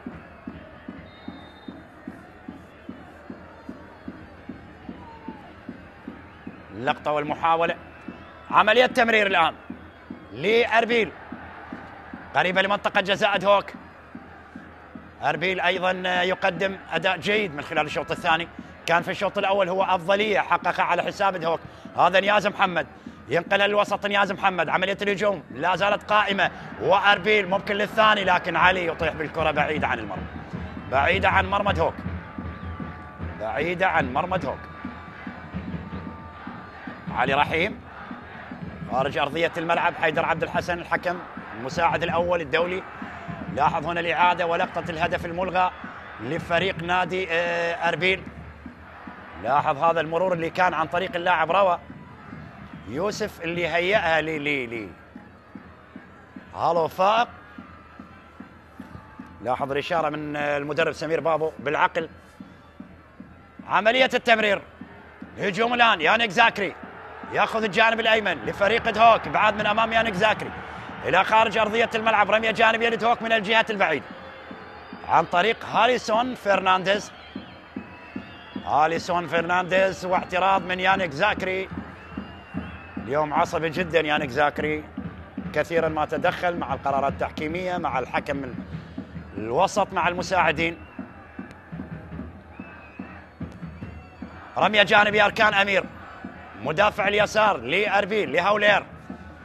رمية جانبية أركان، تنفيذ الرمية الجانبية أركان، عملية الإبعاد من دفاعات أربيل والاعتماد على الهجوم المرتد. هذا مصطفى قابيل، مصطفى يحاول يشاغل لاعبين ومدافعي دهوك. مصطفى قابيل بأغلب الكرات الطويلة اللي تلعب خلف المدافعين لفريق دهوك تبعد إلى خارج الملعب. رمية جانبية لصالح نادي أربيل، تنفذ الرمية الجانبية جهة اليسار. أربيل أفضل ويحاول أن يصل إلى هدف ثاني، وموسيس اللي يتركها إلى خارج أرضية الملعب. ركلة مرمى لدهوك.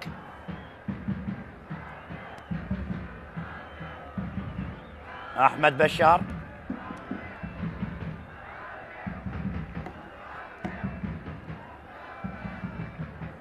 دهوك، جماهير تنتظر العودة بالنسبة لفريق دهوك. هذا أكو حزير، أكو حزير، عملية اللف والدوران. هارون يحصل على خطأ، هارون أحمد. ركلة حرة لصالح نادي دهوك، ركلة حرة لصالح نادي دهوك. هذا هارون أحمد كانت عنده فرصة انه ممكن يعدل النتيجه، لكن الدفاع عمر جنكي والعارضه من تدخلوا في محاوله هارون احمد. عمليه الهجوم الان دهوك على مرمى اربيل، عمليه المرور، وهنا مرت الى خارج الملعب، مرت الى خارج الملعب لركله مرمى، لركله مرمى من امام حسن عماد. حسن عماد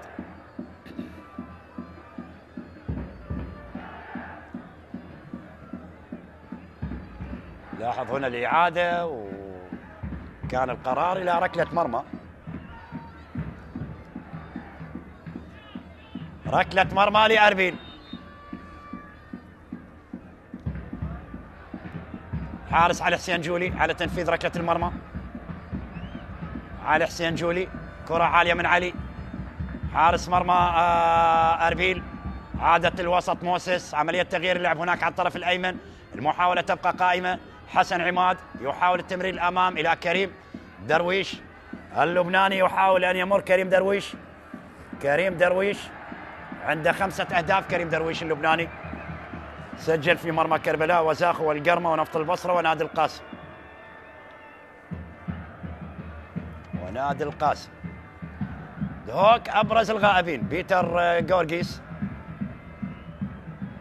عن تشكيل فريق نادي دهوك. بيتر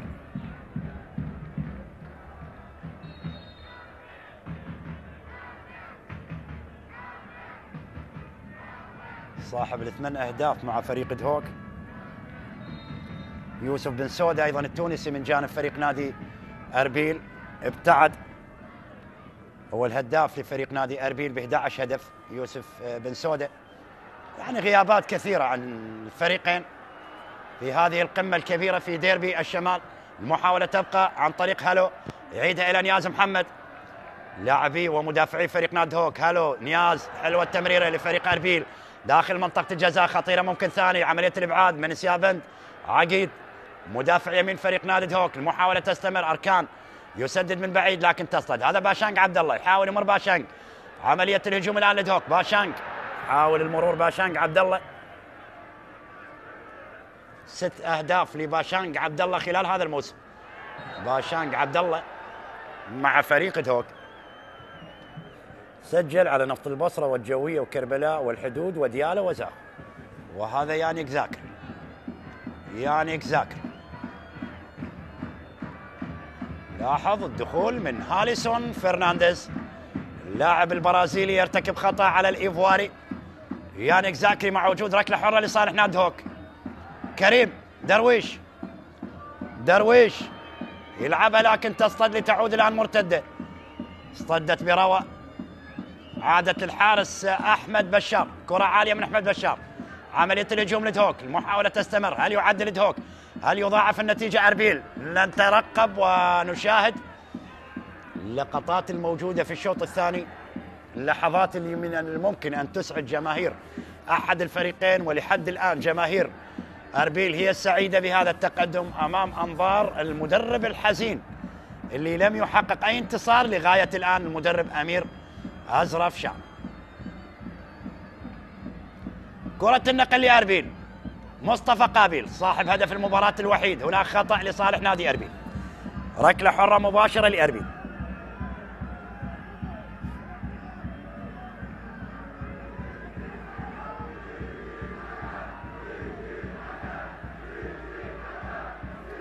ركلة حرة لأربيل. مصطفى قابيل.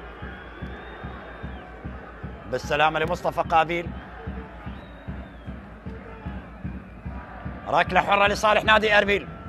لاحظ هنا الإعادة، التدخل كان من كريم درويش أحد بدلاء نادي دهوك خلال الشوط الثاني. كريم درويش وأيضا باشانج عبد الله في الشوط الأول. حسن عماد 3 تغييرات، لكن لا زال مدرب فريق نادي أربيل سمير بابو يحتفظ بنفس الأسماء اللي كانت حاضرة في الشوط الأول، حاضرة في الشوط الثاني. تمريرة أمامية. الهجوم الآن ممكن. هالو فاق داخل منطقة الجزاء، لكن تدخل على هالو فاق من قبل لاعبي فريق نادي دهوك. هذا يانيك يعيد الخلف. يانيك. آرتن ماسيس حاول التقدم. مارتن آسس. عملية تغيير إلى كريم درويش يعيدها بدوره إلى يانيك زاكري. عملية الهجوم الآن لصقور الجبال لدهوك. آكو حزير حاول يمر. آكو حزير. عملية تغيير هناك على الطرف الأيمن. سيافند عقيد يعيدها للخلف إلى موسيس. عادة الوسط إلى هارون. عملية التقدم الآن دهوك. دهوك يحاول أن يهاجم بقوة على مرمى أربيل وتبعد إلى ركلة ركنية. تبعد إلى ركلة ركنية لصالح نادي دهوك. ركنية لصالح نادي دهوك. هذا باشانج. باشانج عبد الله. هذا سيافند عقيد. سيافند عقيد سمير بابو.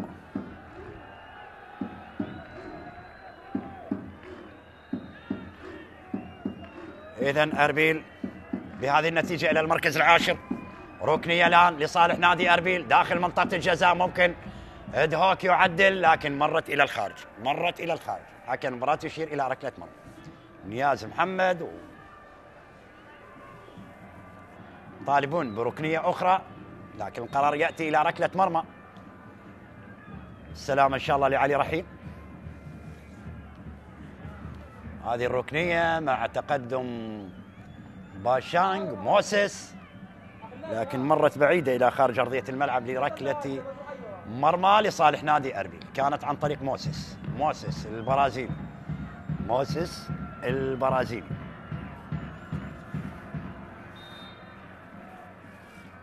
عنده هدف على النجف.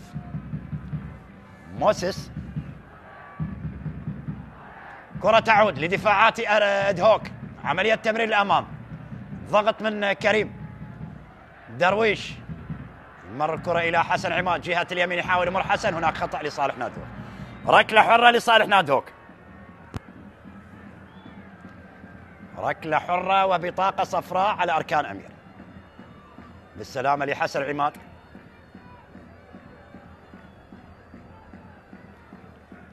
أركان لاحظ التدخل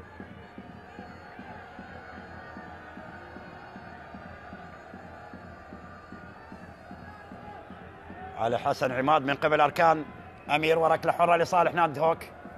راية المساعد أمير داود بطاقة صفراء ثانية في هذا اللقاء. الأولى كانت على موسيس. ركلة حرة على القائم الأيسر لمرمى فريق أربيل داخل منطقة الجزاء لكن المتابعة غير موجودة. آرتن ماسيس يعيدها للخلف. آرتن عادت إلى حسن عماد اللي ينقلها داخل منطقة الجزاء بانتظار باشان كريم درويش لاعبي ومهاجمي فريق دهوك للوصول إلى هدف تعادل في هذه اللحظات. عادت إلى لوكاس هانريكي، ينقل الأمام لوكاس هانريكي. عملية الهجوم الآن دهوك تصطد وتبعد إلى ركني. الآن فريق دهوك بدأ يهاجم، يحقق الأفضلية على حساب أربيل في هذه الدقائق.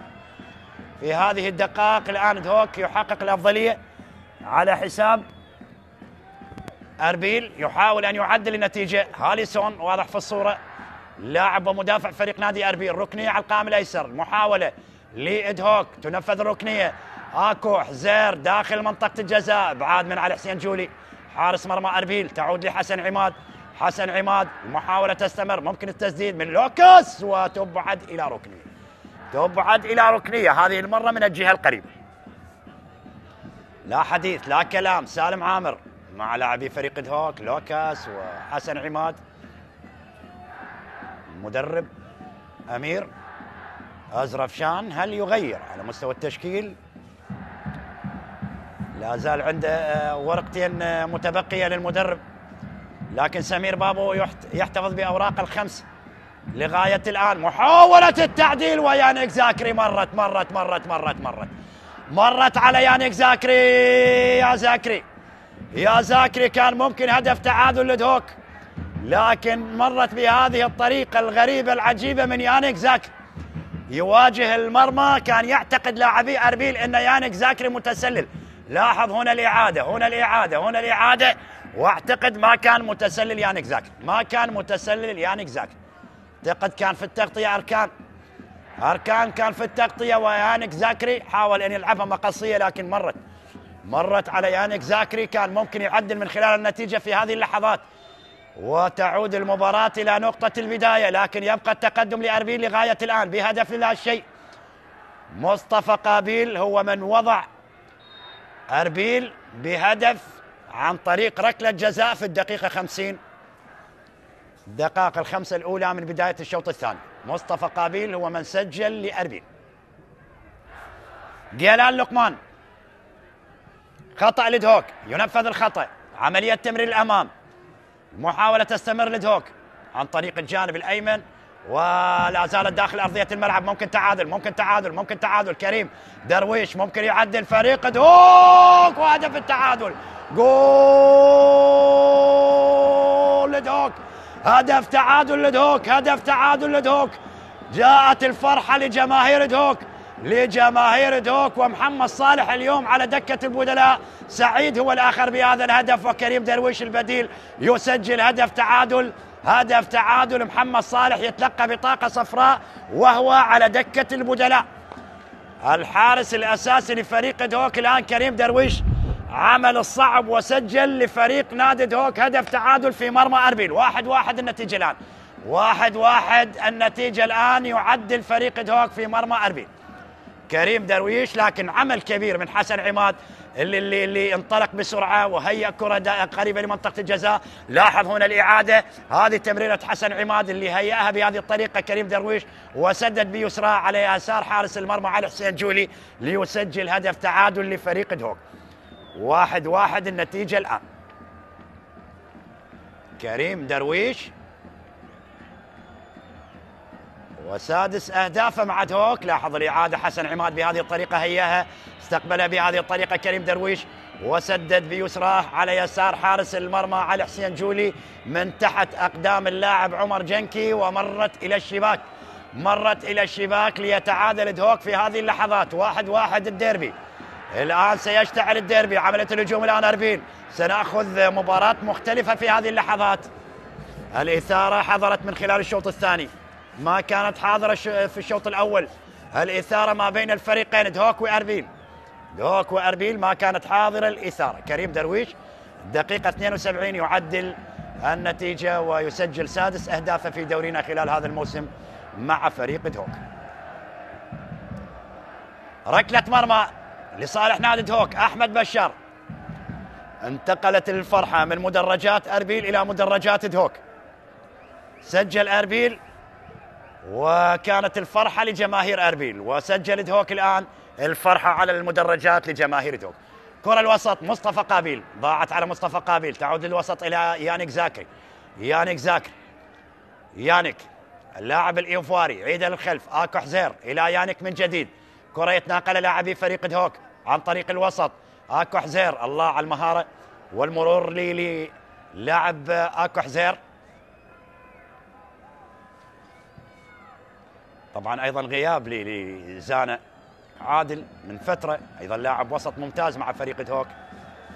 يعني قد تكون الغيابات للفريقين مؤثره بشكل كبير. شيركو كريم ايضا من الغيابات المؤثره لفريق اربيل. بيتر جورجيس من الغيابات المؤثره لفريق دهوك. عمليه الهجوم الان لمصلحه فريق نادي دهوك. جهه اليسار هارون قريب من الخط الجانبي. هارون احمد يحاول التقدم. هارون نياز، قطع ممتاز من نياز، مر من امام باشانج، تعود لنياز محمد من جديد كابتن فريق نادي اربيل قريب من الخط الجانبي الى روى يوسف، ضاعت على روى. ارتن ماسس عيدها لحارس المرمى احمد بشار.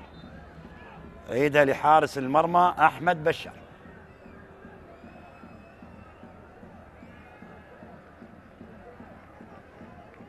احمد بشار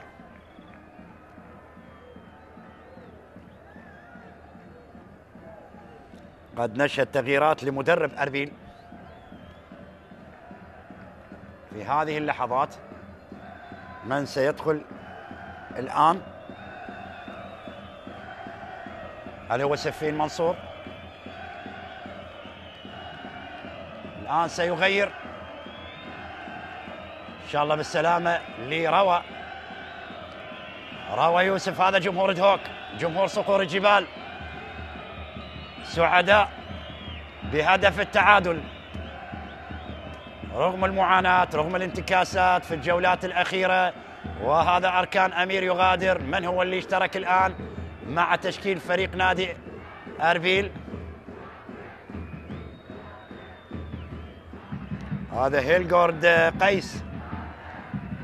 هيلغورد قيس، علي رحيم وأركان أمير. هيلغورد قيس وأيضا خالد كردغلي اللاعب السوري. تغييرين لفريق أربيل، هيلغورد قيس وخالد كردغلي، وخروج أركان أمير وعلي رحيم. عملية الهجوم يانيك زاكري داخل منطقة الجزاء. باشانج عبد الله ممكن ثاني. الآن دهوك هل يقلب الطاولة على أربيل؟ المحاولة حسن عماد ممكن يهيئها لباشانج، لكن طارت على باشانج عبد الله.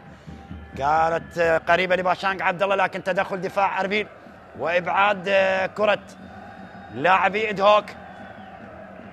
اللي حققوا الأفضلية لغاية الآن على فريق أربيل بعدما سجل أربيل الهدف الأول، والبداية للشوط الثاني كانت لصالح أربيل، لكن بعد هدف أربيل فريق دهوك بدأ يهاجم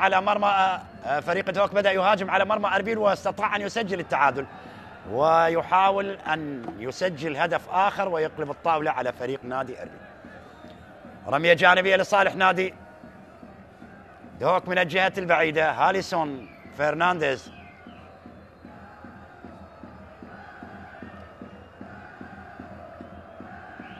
ركنية لدهوك. لاحظون الإعادة، وهذا هارون أحمد والتدخل من لاعب هاليسون.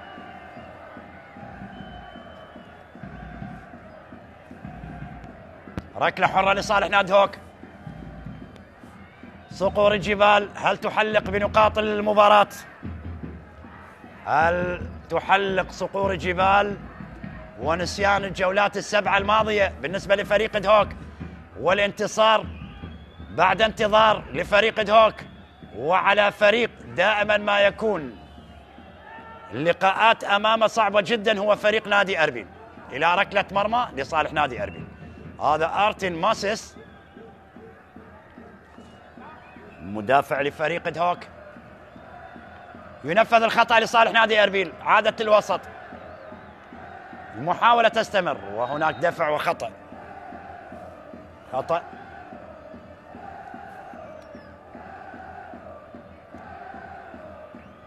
لصالح نادي أربيل، ينفذ الخطأ.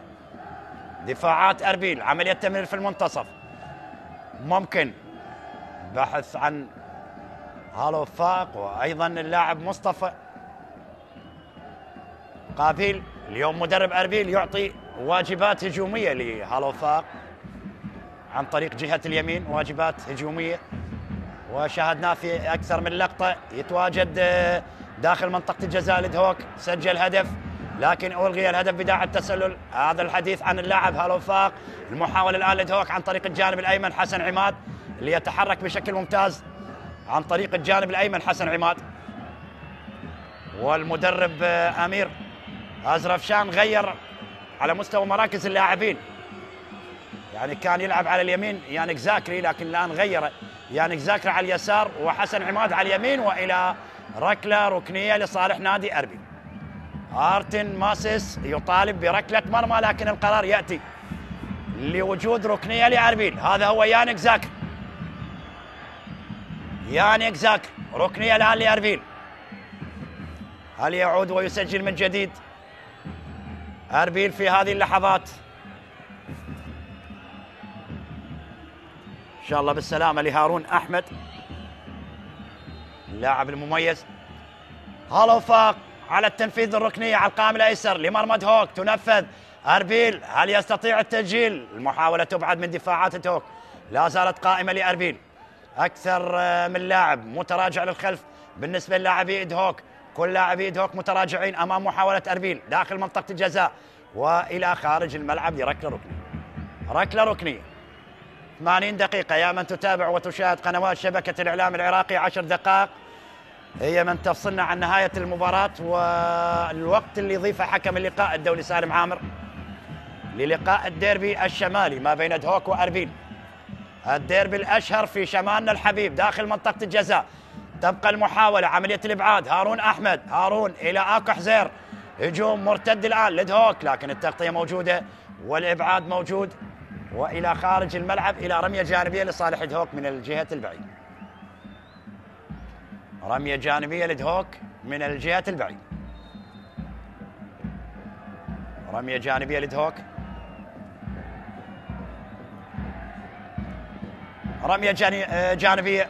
طرب على المدرجات، طرب على المدرجات لجماهير دهوك، لجماهير دهوك،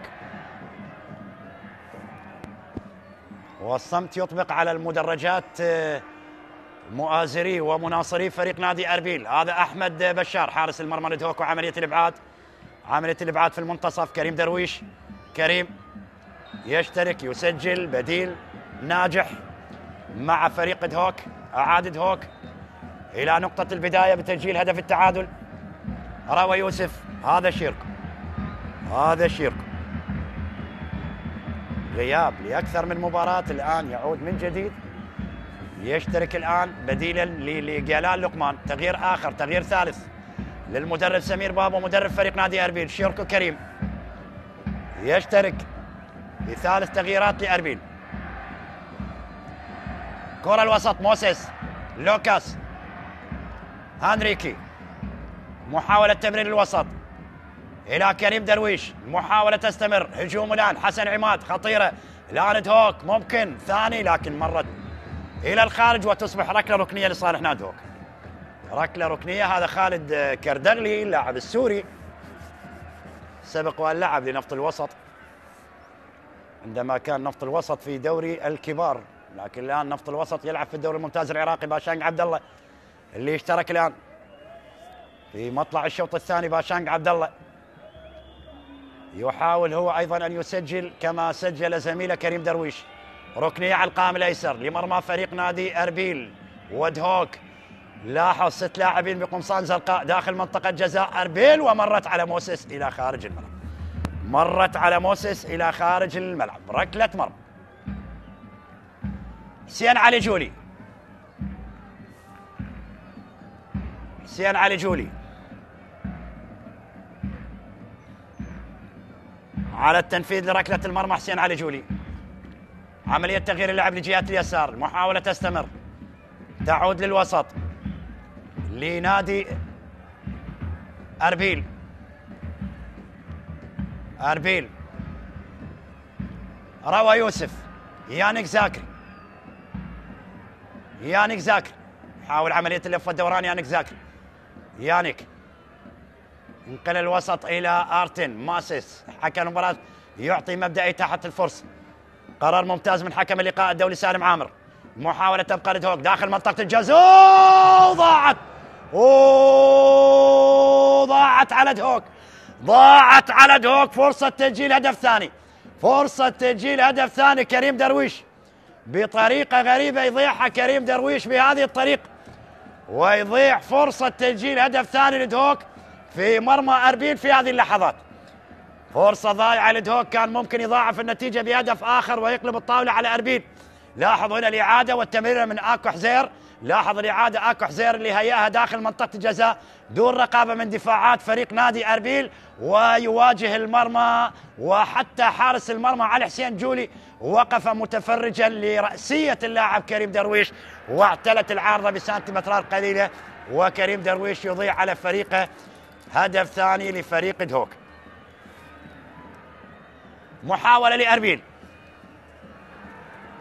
محاولة خطيرة ولكن مرت من أمام لاعبي فريق نادي أربيل أمام دفاعات دهوك. المحاولة تستمر، وهذا روى يوسف، روى يهيئها لكن بعيدة، مرت إلى خارج أرضية الملعب، مرت إلى خارج أرضية الملعب.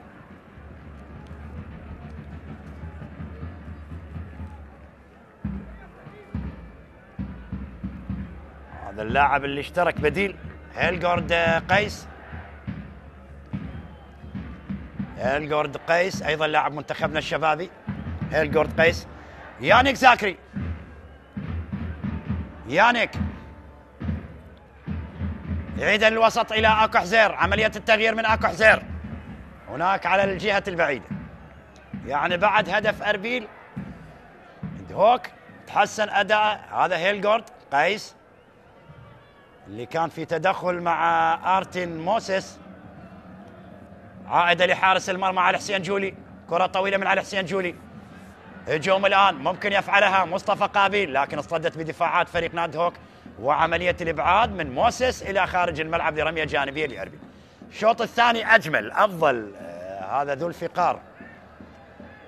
ذو الفقار يونس عبد علي يشترك الآن. تغيير آخر، آرتن موسيس يغادر، وذو الفقار يشترك الآن في هذه اللحظات. رابع تغييرات دهوك، آرتن موسيس يغادر، وذو الفقار يخرج مدافع ويشرك مهاجم. المدرب أمير أزرفشان مدرب فريق نادي دهوك، المدرب السويدي. رمية جانبية لأربيل، هناك لاعب يشكو من إصابة قريب لمنطقة جزاء دهوك.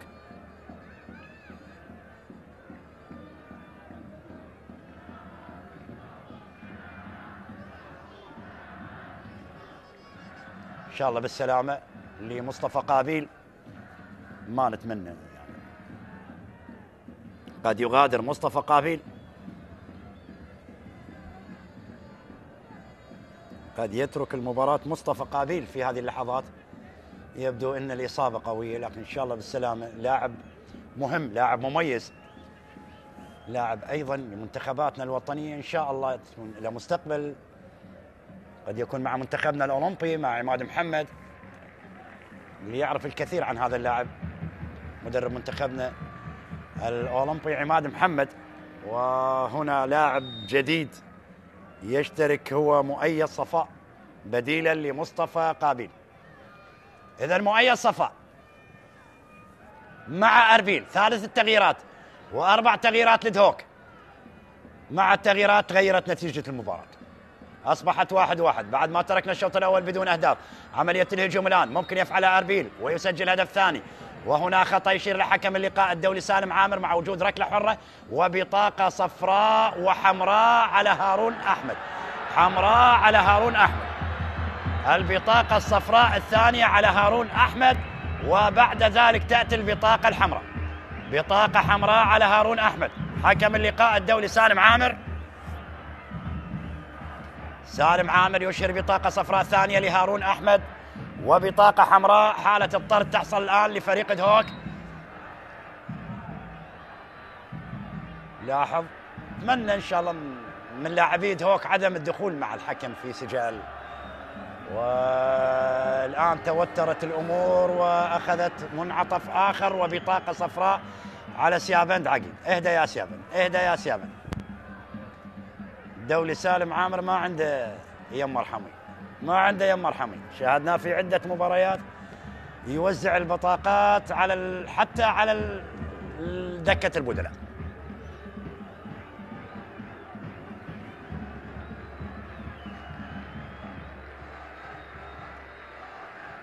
هارون أحمد يغادر بالبطاقة الحمراء، لاعب الوسط لفريق نادي دهوك، وسيكمل الدقيقة المتبقية والوقت المحتسب بدل ضاع دهوك ب10 لاعبين أمام أربيل.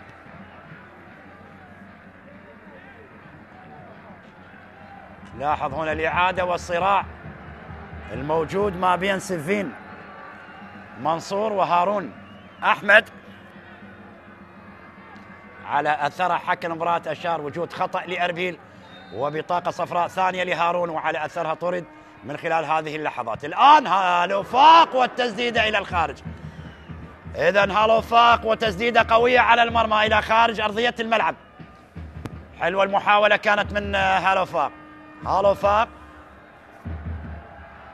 هذا أمير أزرفشان، وهنا سيامند عقيد أيضا نال حصة من البطاقات الصفراء، يحصل على بطاقة صفراء سيامند عقيد. 90 دقيقة انتهت. يا من تتابع وتشاهد قنوات شبكة الإعلام العراقي وديربي الشمال إقليم كردستان بين أربيل ودهوك، التعادل 1-1 لغاية الآن. تعادل 1-1 لغاية الآن ما بين الفريقين. وهل ستتغير النتيجة؟ ممكن لأربيل، ممكن لأربيل، والمحاولة وحارس المرمى. وحارس المرمى ينقذ الموقف أحمد بشار، ويطالبون بركلة جزاء. إذا 7 دقائق، 7 دقائق الوقت المحتسب بدل ضاع. 7 دقائق الوقت المحتسب بدل ضاع. 7 دقائق وقت محتسب بدل ضاع، وضاعت فرصة على أربيل. بدل ضاع، أربيل يضيع فرصة تسجيل هدف ثاني. حارس المرمى أحمد بشار، كرة عالية الأمام، عملية الإبعاد إلى خارج الملعب، رمية جانبية، رمية جانبية لدهوك من الجهة البعيدة. لاحظ هنا الإعادة، هذا سفين منصور، والبطاقة الصفراء الثانية لهارون أحمد، ومن ثم حالة الطرد، ومن ثم البطاقة الحمراء. بطاقة حمراء على هارون أحمد، وبطاقة صفراء على سيابند عقيد أمام اعتراضات لاعبي دهوك حول قرارات حكم اللقاء الدولي سالم عامر. ركلة حرة أو رمية جانبية لصالح نادي دهوك.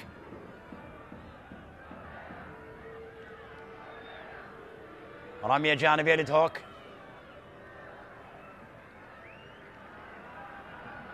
هل هناك شيء؟ هل هناك عودة إلى الفار لمحاولة أربيل على مرمى دهوك؟ هل يأتينا قرار من غرفة الفار؟ لاعبي دهوك ولاعبي أربيل والتوجس في هذه اللقطة، لا يتمنون أن يأتي قرار باحتساب ركلة جزاء بالنسبة للاعبي دهوك، ولاعبي أربيل لا يتمنون أن لا تكون هناك ركلة جزاء. لاحظ هذه الإعادة، هذه اللقطة، هذه المحاولة بالنسبة لفريق نادي أربيل.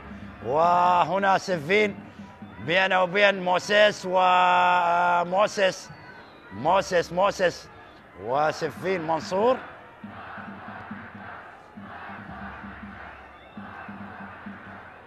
إذا ننتظر سالم عامر. سالم عامر يذهب إلى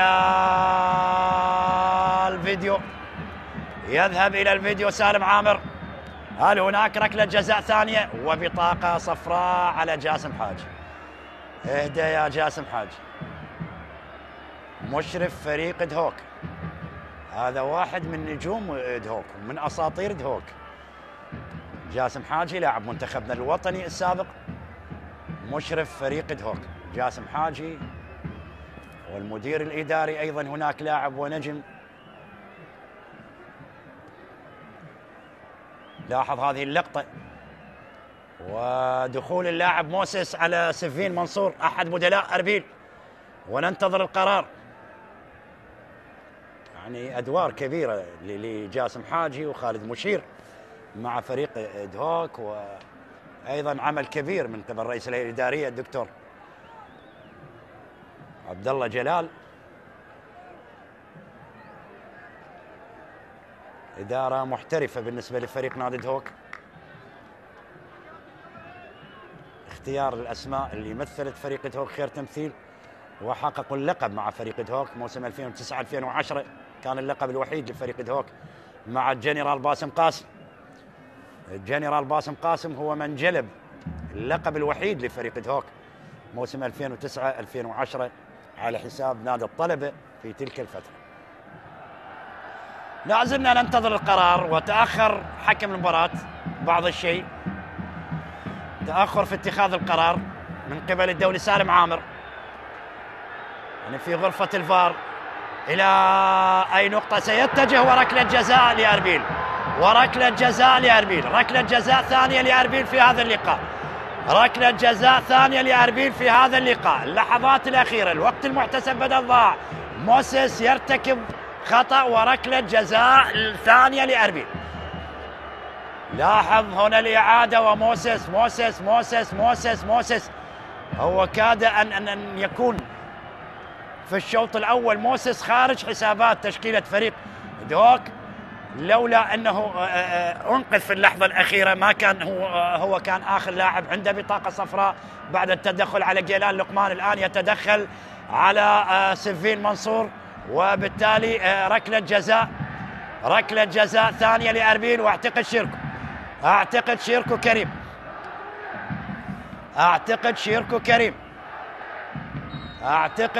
كريم لوكاس هنريكي، لكن موسيس هو اللي تدخل، وبطاقة صفراء على لوكاس هنريكي، بطاقة صفراء على لوكاس هنريكي. هذا نتيجة الاعتراض. لوكاس هنريكي، اهدى يا جاسم حاجي، يعني معروف عنه خلوق هادئ، لكن اهدأ يا جاسم حاجي يا حبيبنا. ما نتمنى من جاسم حاجي، ونتمنى من جمهور دهوك. لاحظ الآن بدأت الأمور تتجه وتأخذ منعطف آخر. نتمنى من جمهور دهوك، ما نتمنى الأمور سوء، يعني 90 دقيقة كانت جميلة ما بين فريقي دهوك وأربيل. 90 دقيقة كانت ممتازة، لكن الوقت المحتسب بدأ ضاع. تغير كل شيء في المباراة. احتساب ركلة جزاء، اعتراض، طرد لهارون أحمد، وأيضا دخول جاسم حاجي إلى أرضية الملعب، ومع اعتراض جماهير دهوك ورمي القناني داخل الملعب. ما نتمنى من جمهورنا العزيز، جمهور دهوك، جمهور محب، جمهور عاشق، لكن ما نتمنى أنه التعامل بهذه الطريقة. ولاحظ هنا الإعادة لركلة الجزاء المحتسبة لفريق أربيل على حساب دهوك بعد التدخل من موسس على سلفين منصور. على أثر حكم المباراة عاد إلى تقنية الفار، وهذا خالد مشير أيضا وجاسم حاجي. يعني للأمانة خالد مشير وجاسم حاجي ناس خلوقين طيبين، لكن في بعض المرات يعني في بعض الأحيان إنه يخرج شعور لا إرادي من جاسم أو خالد مشير. ممكن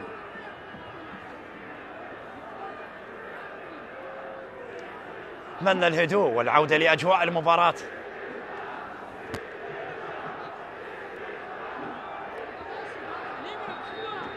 لاعبي أربيل الآن مع لاعبي دهوك. هذه الأمور طبيعية يعني تحصل في مباريات على مستوى العالم يعني. لكن أكيد في ديربي يعني دائما تكون اللقاءات ما بين الفريقين دائما تحمل الكثير من الإثارة من الندية. الفريقين يعتبر ديربي شمالي هو الأشهر على مستوى ديربيات الشمال، لذلك أكيد في بعض الأحيان تحصل في هكذا أمور، لكن نتمنى أنه ما تأخذ مأخذ آخر المباراة، وننتظر استمرارية اللعب مع التنفيذ لركلة الجزاء. وشيركو كريم، شيركو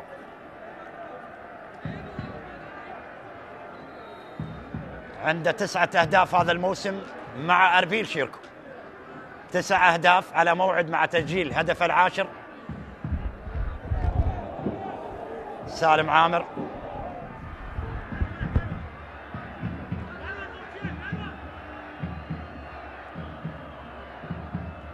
مؤيد صفاء، إذن أحمد بشار.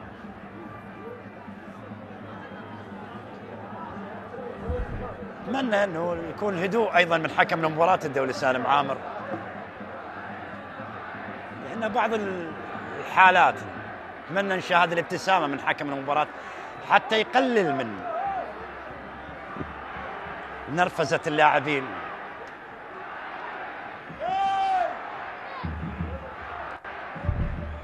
يطلب من لاعبي دهوك خروج خارج منطقة الجزاء. نياز محمد يحصل على بطاقة صفراء. أوه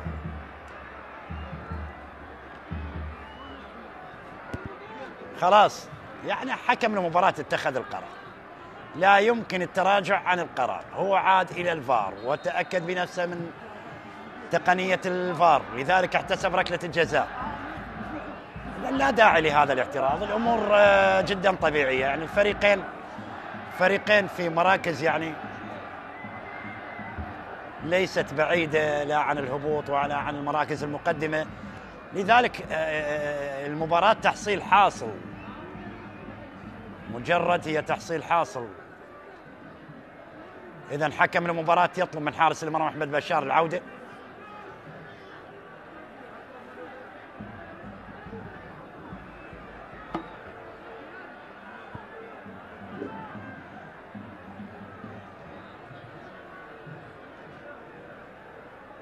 لوكاس وموسيس وهالوفاق وركلة جزاء لأربيل. ركلة جزاء لأربيل، هل سيكون هدف الانتصار، هدف ال3 نقاط؟ التقدم مركزيا للأمام، يذهب إلى المركز العاشر بدل من نوروز إذا ما حقق الانتصار. أم سيكون رأي آخر لحارس المرمى أحمد بشار أمام هالوفاق وأحمد بشار. هالوفاق وأحمد بشار يتقدم ويسجل هدف ثاني. جول هدف ثاني لأربيل. هالوفاق يسجل هدف ثاني لأربيل في مرمى دهوك. هدف ثاني لأربيل أمام فرحة جماهير أربيل. والهدف الثاني وهالوفاق سيتلقى بطاقة صفراء، أيضا سينال حصة من البطاقات الصفراء هالوفاق لخلع الفانلة. لذلك حكم المباراة يطالب هالوفاق العودة إلى الملعب.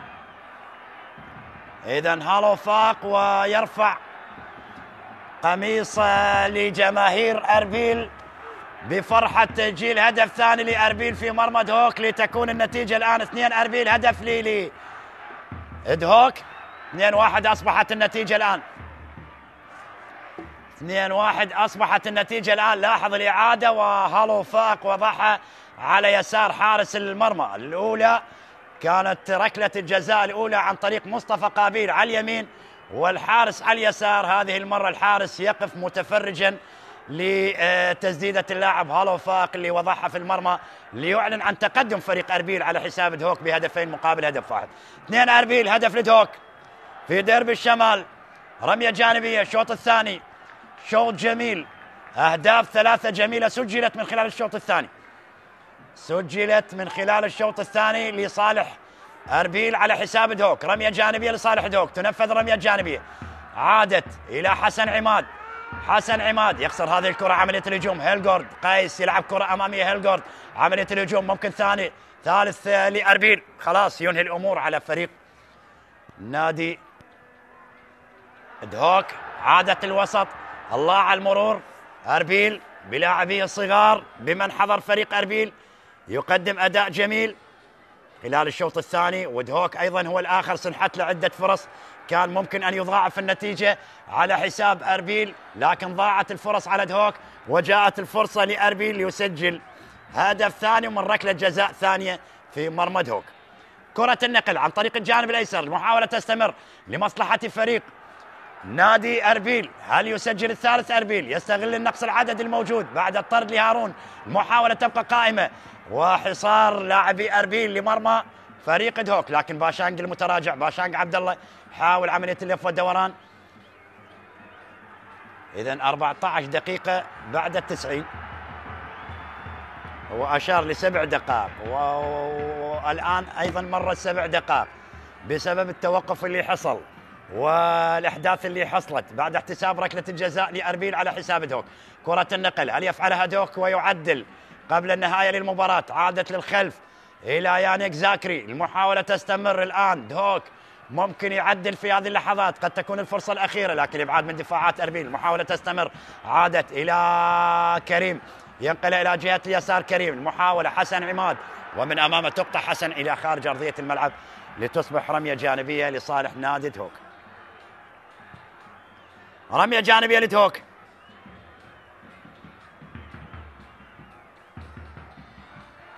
تنقل الأمام.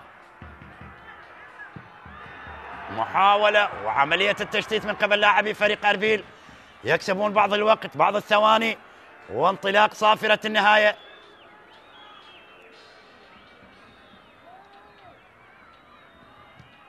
فريق نادي أربيل.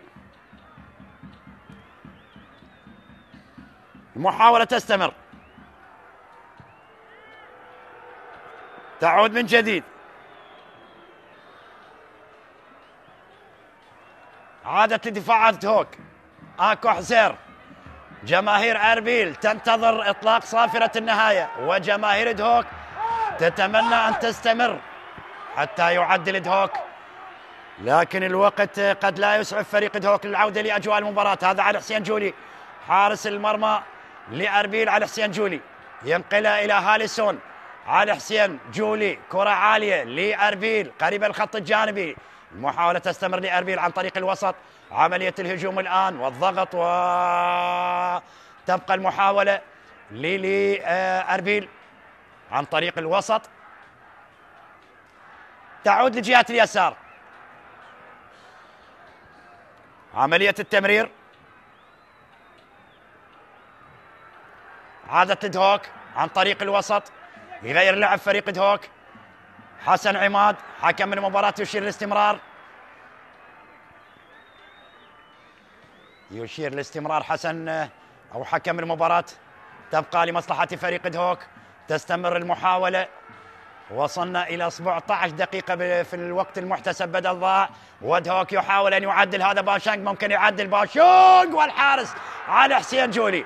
علي حسين جولي ينقذ مرمى فريق أربيل من هدف تعادل.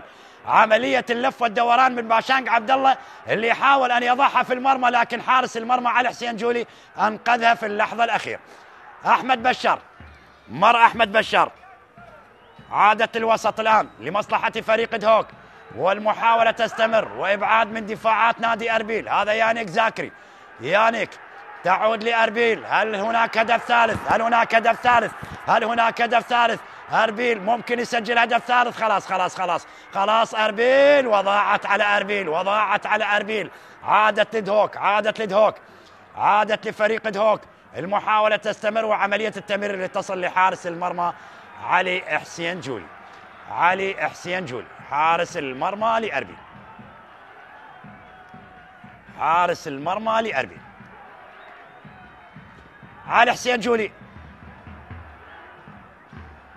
لاحظ هنا الإعادة وحالة التسلل اللي كانت ما موجودة غير موجودة إذن في هذه الأثناء. أيها الأحبة مشاهدينا ومتابعينا عبر قنوات شبكة الإعلام العراقي، حكم اللقاء الدولي سالم عامر يطلق الصافرة النهاية الكاملة للقاء أربيل وإدهوك في ديربي الشمال، لينتهي هذا اللقاء بفوز نادي أربيل بهدفين مقابل هدف واحد لنادي إدهوك. مبروك لأربيل هذا الفوز والانتصار، يرفع رصيده إلى 50 نقطة. الآن يتقدم إلى المركز العاشر، بينما فريق نادي إدهوك يتجمد رصيده إلى 54 نقطة ويبقى في المركز السابع. مبروك لأربيل وجماهير أربيل، نقول هارد لك لإدهوك وجماهير إدهوك. أحبتي نلقاكم في موعد جديدة، مباريات قادمة. تقبلوا كل التحيات من معلق المباراة جمال الدراجي.